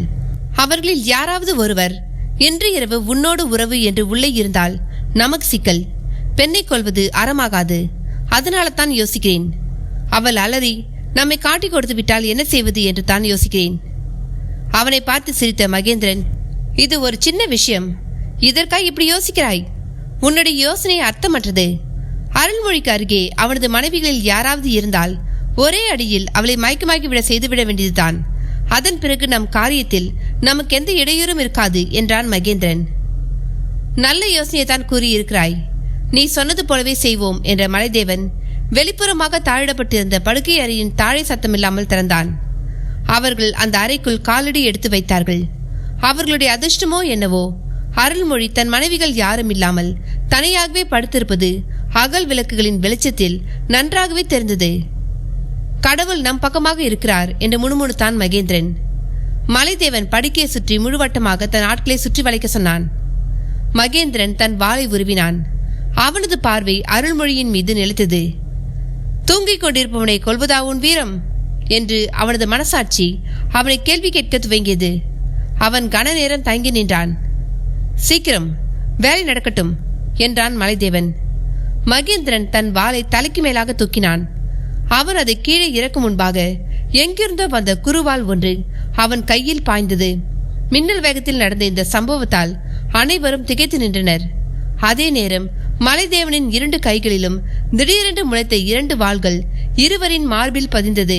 பார்வை விலக்கிக் கொண்டு சட்டென்று எழுந்த அருள்மொழிவர்மன் தன் பங்கிற்கு தன் 2 கைகளிலும் இருந்த வாளால் இருவரை சிறைப்பிடித்தான். மகேந்திரன் குருவாளால் காயமடைந்திருந்தான். மீதமிருந்த ஒருவன் வாளோடு அருள்மொழி மீது பாய முயன்றான். இருளில் இருந்து வெளிவந்த ஒரு முரட்டு உருவம் அவனை இடையிட்டு தடுத்து அடித்து வீழ்த்தியது. மகேந்திரனுக்கு நடப்பது எல்லாம் கொடும் கனவு போல் தோன்றியது. மலைதேவன் தங்களுக்கு உதவுவது போல் நடித்து தங்களுக்கு துரோகம் செய்துவிட்டான் என்பதை அவன் சட்டென்று புரிந்து கொண்டான். துரோகி என்றான் கோபத்துடன் மகேந்திரன். யார் துரோகி? அருள்மொழியை கொன்றதும் அந்த பழியை என் மீது போட நினைத்த நீதான் துரோகி. நான் ராஜ விஸ்வாசி. துரோகம் என் அணுக்களில் இல்லாத விஷயம் என்றான் மலைதேவன். நடப்பதை கவனித்துக் கொண்டிருந்த அருள்மொழி சிறுக்கை ஒலி ஒன்றை எழுப்பினான். திரைச்சிலைக்கு பின்னாலும் தூணுக்கு பின்னாலும் மறைந்திருந்த வலங்கை இடங்கை வீரர்கள் வெளியே வந்தனர். அவர்கள் 6 பேரின் ஆயுதங்களை பறிமுதல் செய்து அவர்களை கைது செய்தனர். மன்னா, நீங்கள் இப்படியான ஆபத்தான காரியங்களில் இறங்கக்கூடாது. கொஞ்சம் கவனக்குறைவாக இருந்திருந்தாலும் உங்கள் உயிர் பறவை உடலை விட்டு பறந்திருக்கும் என்றான் இறைஞ்சும் குரலில் மலைதேவன். எனக்கு வேறு வழி தெரியவில்லை தளபதியாரே என்றான் அருள்மொழிவர்மன். அவரை பற்றி கவலைப்படாதீர்கள் தளபதி. நான் இருக்கும் வரை அவருக்கு எந்த தீங்கும் நேராது என்றாவது 6வது ஆளை அழுத்தி வீழ்த்திய உருவம். யாரப்பா நீ? இருட்டிலே இருக்கிறாயே, உன் முகத்தை எனக்கு காட்டினால்தான் என்ன என்றான் அருள்மொழிவர்மன். உத்தரவு மன்னா, வெளிச்சத்துக்கு வருகிறேன் என்ற அந்த உருவம் வெளிச்சத்துக்கு வந்தது. அவனை பார்த்ததும் மகேந்திரன் அதிர்ச்சியில், அடப்பாவி நீயா என்றான். அங்கே மந்தகாச புன்னகையோடு நின்று கொண்டிருந்தவன் விடுதியில் குதிரைகளை பராமரித்துக் கொண்டிருந்த காது கேளாத வாய் பேச முடியாத கிழவன். இவன் ஊமையாயிற்றே என்றான் அதிர்ச்சியோடு மகேந்திரன். தவறான எண்ணம். அவருக்கு நன்றாக காது கேட்கும், வாய் பேசவும் வரும். அவரது பெயர் விக்ரமராஜா. நிழல் படை உறுப்பினர்களில் அவரும் ஒருவர். மதுபான விடுதிகளிலும் சத்திரங்களிலும் பணியாளாக வேலை செய்து சந்தேகத்திற்கிடமான நபர்களின் நடவடிக்கைகளை சேகரித்து அரசிற்கு தெரிவிப்பது அவரது கடமை. அப்படியானால் இந்த கிழவனை உனக்கு முன்பே தெரியுமா என்றான் மகேந்திரன். இருவருக்கும் முன்பே அறிமுகம் உண்டு. நிழல்படை உறுப்பினர்கள் ஒருவரை ஒருவர் தெரிந்து வைத்திருந்தாலும் பொதுவெளியில் அதை வெளிக்காட்டிக் கொள்ள மாட்டார்கள். என்னுடைய எல்லா திட்டங்களையும் அரசுக்கு தெரிவித்து எனக்கு உதவி செய்தவர் இவர்தான் என்றான் மலைதேவன். இவன் எப்படி இங்கே வந்தான்? நீங்கள் வந்த அதே சுரங்க வழியில் தான் நானும் வந்தேன். அந்த வழியை நான் பயன்படுத்தி வெகு நாட்களாகிவிட்டது. வழி தவறி சென்று விடுவோமோ என்று நினைத்தேன். ஆனால் இந்த முட்டாள் நண்பர் தன் இரத்த துளிகளால் தான் போகும் பாதையை எனக்கு முன்னறிவித்து விட்டார். இங்கே வந்து சேர்வது எனக்கு எளிதாகிவிட்டது என்று சிரித்தான் விக்ரமராஜா. தனக்காக செய்து வைத்த ஒரு வேலை தன் எதிரிக்கு சாதகமாகி விட்டது நினைத்து தலை கவிழ்ந்தான் மகேந்திரன். விக்ரமராஜா, நல்ல காரியம் செய்தாய். உனக்கு சரியான மரியாதை செய்ய என் மனம் விரும்புகிறது என்றான் அருள்மொழி. அது என் கடமை மன்னரே. என் கடமையைத்தான் நான் செய்தேன். அது உன் பெருந்தன்மை. உனக்கான கௌரவம் விரைவில் உனக்கு வந்து சேரும் என்றான் அருள்மொழி. அது இருக்கட்டும் அண்ணா. இவர்களை கைது செய்து எந்த சிறையில் அடைப்பது? இவர்களை சிறையில் அடைக்க வேண்டாம். வசந்த மண்டபத்தில் தங்க வையுங்கள். காயமடைந்தவர்களுக்கு சிகிச்சைக்கு ஏற்பாடு செய்யுங்கள். மன்னா, அங்கே இவர்களை எதிர்பார்த்து இவரின் நண்பர்கள் காத்திருக்கிறார்கள். என்ன என்றான் மகேந்திரன் அதிர்ச்சியுடன். மேகவண்ணனை மீட்க சென்ற உன் நண்பர்களை கைது செய்து வசந்த மண்டபத்தில் வைத்திருக்கிறான் வீரபாகு. இவையெல்லாம் உங்களை பிடிக்க எங்களால் நடத்தப்பட்ட நாடகம் என்று சிரித்தான் அருள்மொழி. கல்லாக சமைந்து நின்றான் மகேந்திரன். கந்தவேலன் தன் முயற்சியில் தோற்றுவிட்டான் என்பதை அவனால் நம்ப முடியவில்லை. அத்தியாயம் 45. மகேந்திரன் தலைமையிலான அவனது வீரர்கள் அனைவரும் கைது செய்யப்பட்டு வசந்த மண்டபத்திற்கு கொண்டு செல்லப்பட்டனர். அங்கே ஏற்கனவே கந்தவேலன் தலைமையிலான வீரர்கள் கைது செய்யப்பட்டு அங்கே வைக்கப்பட்டிருந்தனர். அவர்கள் அனைவரிடமும் இருந்த ஆயுதங்கள் பறிமுதல் செய்யப்பட்டு நிராயுத பாணியாக்கப்பட்டிருந்தனர். வசந்த மாளிகையை சுற்றி பலத்த காவல் போடப்பட்டிருந்தது. இங்கிருந்து தப்பி செல்வது அவ்வளவு எளிதான காரியம் அல்லவென்று அவர்கள் அனைவருக்கும் புரிந்தது. இந்த வஞ்சகனை நம்பி நாம் ஏமாந்து விட்டோம் என்ற கோபத்தில் குமரினான் மகேந்திரன். அவன் வஞ்சகன் என்று குறிப்பிட்டது மலைதேவனை. நான் முதலிலே கூறினேன் இவனை நம்ப வேண்டாம் என்று. நாம சுயேட்சையாக காரியத்தில் இறங்கியிருந்தால் நம் லட்சியம் நிறைவேற கொஞ்சம் காலமாகி இருக்கும். இங்கே இருப்பவர்களுக்கு அவசரம். அவனை கூட்டு சேர்த்து கொண்டால் விரைவாக வேலையை முடித்துவிடலாம் என்று நினைத்து அவனுக்கு துணை போனீர்கள். இப்பொழுது நம் நிலைமை பரிதாபத்திற்கு உரியதாகிவிட்டது என்றான் கந்தவேலன். இவனை பற்றி நான் விசாரிக்கும் பொழுது இவன் வந்தியத்தேவனின் ஒன்றுவிட்ட சகோதரன் அல்லவென்றும் வந்தியத்தேவன் தான் தன் உருவத்தில் சற்று மாற்றத்தை ஏற்படுத்தி கொண்டு மலைத்தேவனாக உலா வருகிறான் என்றொரு செய்தியை கேள்விப்பட்டேன். அதை உறுதிப்படுத்திக் கொள்ள நான் மறந்துவிட்டேன். அதுதான் நான் செய்த தவறு என்றான் மகேந்திரன். அவன் குரலில் வருத்தம் இழையோடியது. இவர்களின் உரையாடலை கேட்டுக்கொண்டிருந்த மேகவண்ணன் அவர்களின் அருகே வந்தான். உங்களின் வருத்தம் புரிகிறது. நீங்கள் கந்தவேலன் தலைமையில் என்னை மீட்க முயன்றிருக்கவே கூடாது. என்னை மீட்க வந்தவர்களைத்தான் வீரபாகு சிறைப்பிடித்து விட்டான். நாங்கள் அவனது மாளிகைக்கு வரும்பொழுது அங்கு யாருமே இல்லையே. உன்னை அவன் எங்குதான் மறைத்து வைத்திருந்தான் என்றான் கந்தவேலன். வீரபாகு தன்னை ஏமாற்றி கைது செய்ததை அவனால் ஜீரணிக்க முடியவில்லை. நீங்கள் என்னை மீட்க வரப்போகும் தகவல் அவனுக்கு முன்பே வந்துவிட்டது. தகவலை கொண்டு வந்து கொடுத்தவன் அந்த ஊமை கிழவன். நீங்கள் வருவதற்கு சற்று முன்பு வரை அங்கு ஆட்கள் நடமாட்டம் இருந்தது. அதன் பிறகு அவன் என்னை அவன் வீட்டில் இருக்கும் சுரங்க வழியில் மறைத்து வைத்து விட்டான்.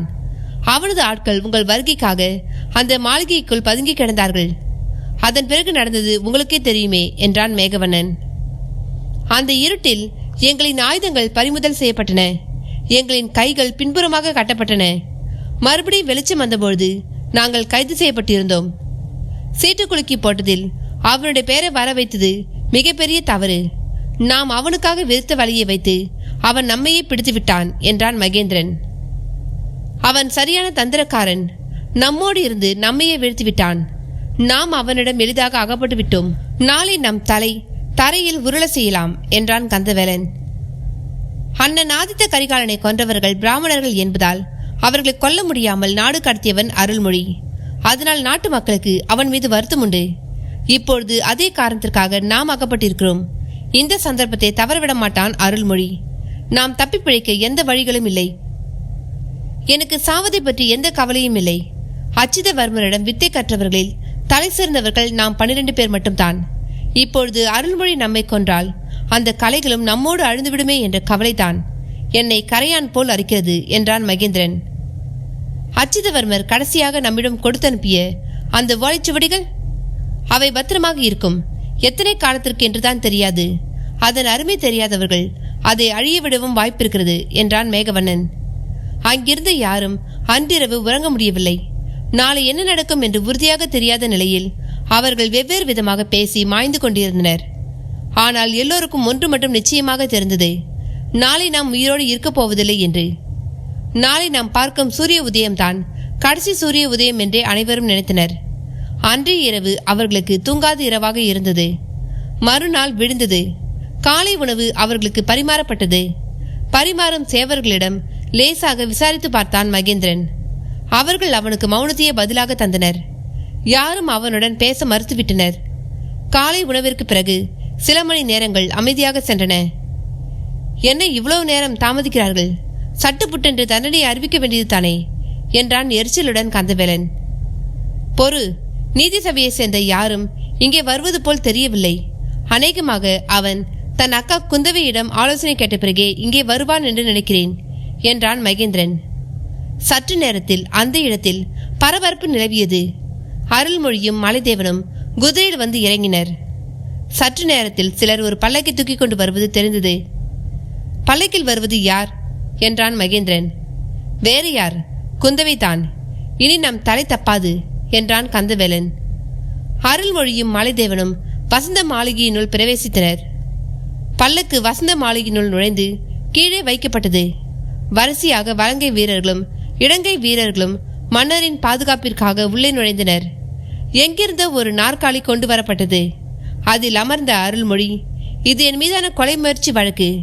இது கொலையாளிகளுக்கும் எனக்குமான தனிப்பட்ட பிரச்சனை என்பதால் இதில் சோழ நீதி சபை தலையிடாது. இங்கே நான் தான் நியாயாதிபதி என்று அறிவித்தான் அருள்மொழி. உங்கள் மீதான முதல் கொலை முயற்சியில் ஈடுபட்டவன் மேகவண்ணன்.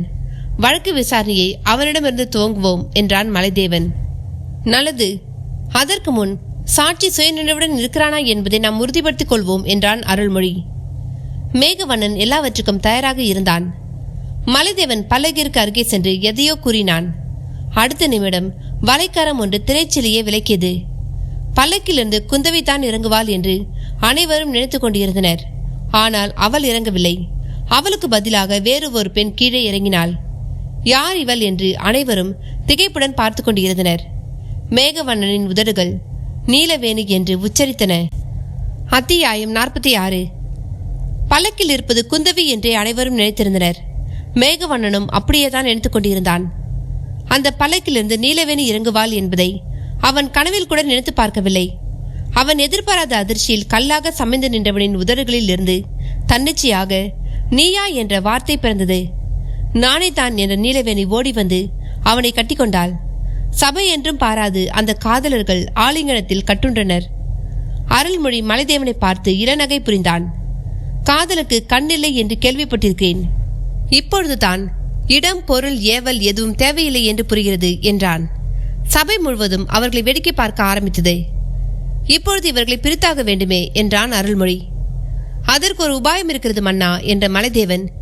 நீலவேணி, உன் தகப்பனார் வந்திருக்கிறார் என்றான் அதிரடியாக. சற்றென்று மேகவண்ணனை விட்டு விலகினாள் நீலவேணி. சற்று நேரத்தில் உள்ளே நுழைந்தான் நீலவேணியின் தகப்பனான தம்பிரான். இவர் என்றான் அருள்மொழி. நீலவேணியின் தந்தை.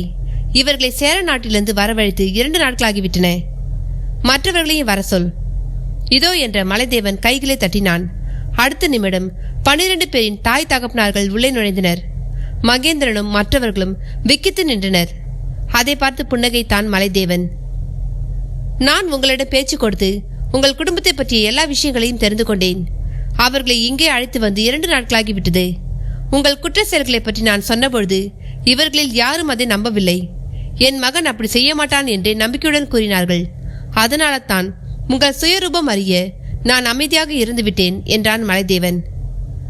அடுத்தது அங்கே உணர்ச்சிகரமான காட்சிகள் நடக்க துவங்கின. பெற்றோர்களின் தழுதழுத்த குரலும் கண்ணீரும் அங்கே எதிரொலிக்க தொடங்கின. சலசலப்பு எழுவதைக் கண்ட மலைதேவன் அமைதி என்று கத்தினான். அதற்கு பிறகு அங்கே ஆழ்ந்த அமைதி நிலவியது. இங்கே 12 பேரும் எங்கள் அரசரை கொல்ல முயன்ற குற்றவாளிகள். இவர்கள் செய்த குற்றத்திற்கு தண்டனை மரணம் என்றான் மலைதேவன். இவர்களை கொல்வது எளிதான வேலை.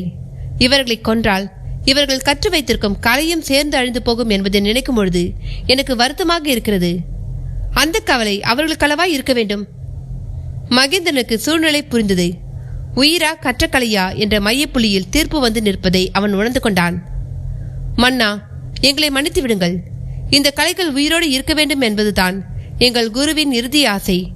நாங்கள் அதை தவறாக புரிந்து கொண்டு உங்களை பழித்திருக்க முனைந்துவிட்டோம். எங்கள் தவற்றை மன்னித்து விடுங்கள். அப்படியானால் எனக்கு ஒரு சத்தியம் செய்து கொடுங்கள். உங்களை உயிரோடு விட்டுவிடுகிறேன். என்ன சத்தியம்? வர்மம் முதலான ஆபத்தான கலைகளை தவிர மற்ற கலைகளை நீங்கள் யாருக்கு வேண்டுமானாலும் கற்றுக் கொடுங்கள். எனக்கு தடை இல்லை.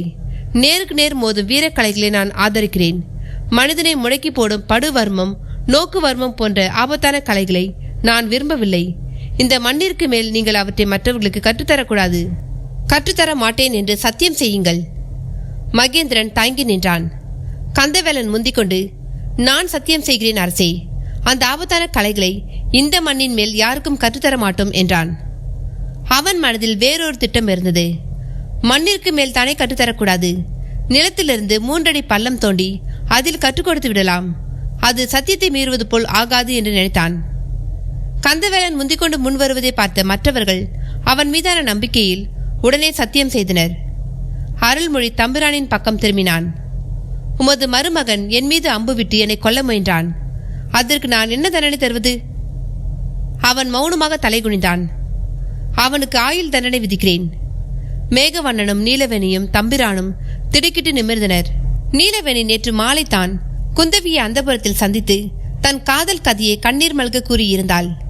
தன்னுடைய முயற்சி வேளுக்கிழத்த நீராகிவிட்டதே என்று அவன் மனம் வருந்தியது. அதை கவனித்த அருள்மொழி, ஆம், ஆயுள் தண்டனை.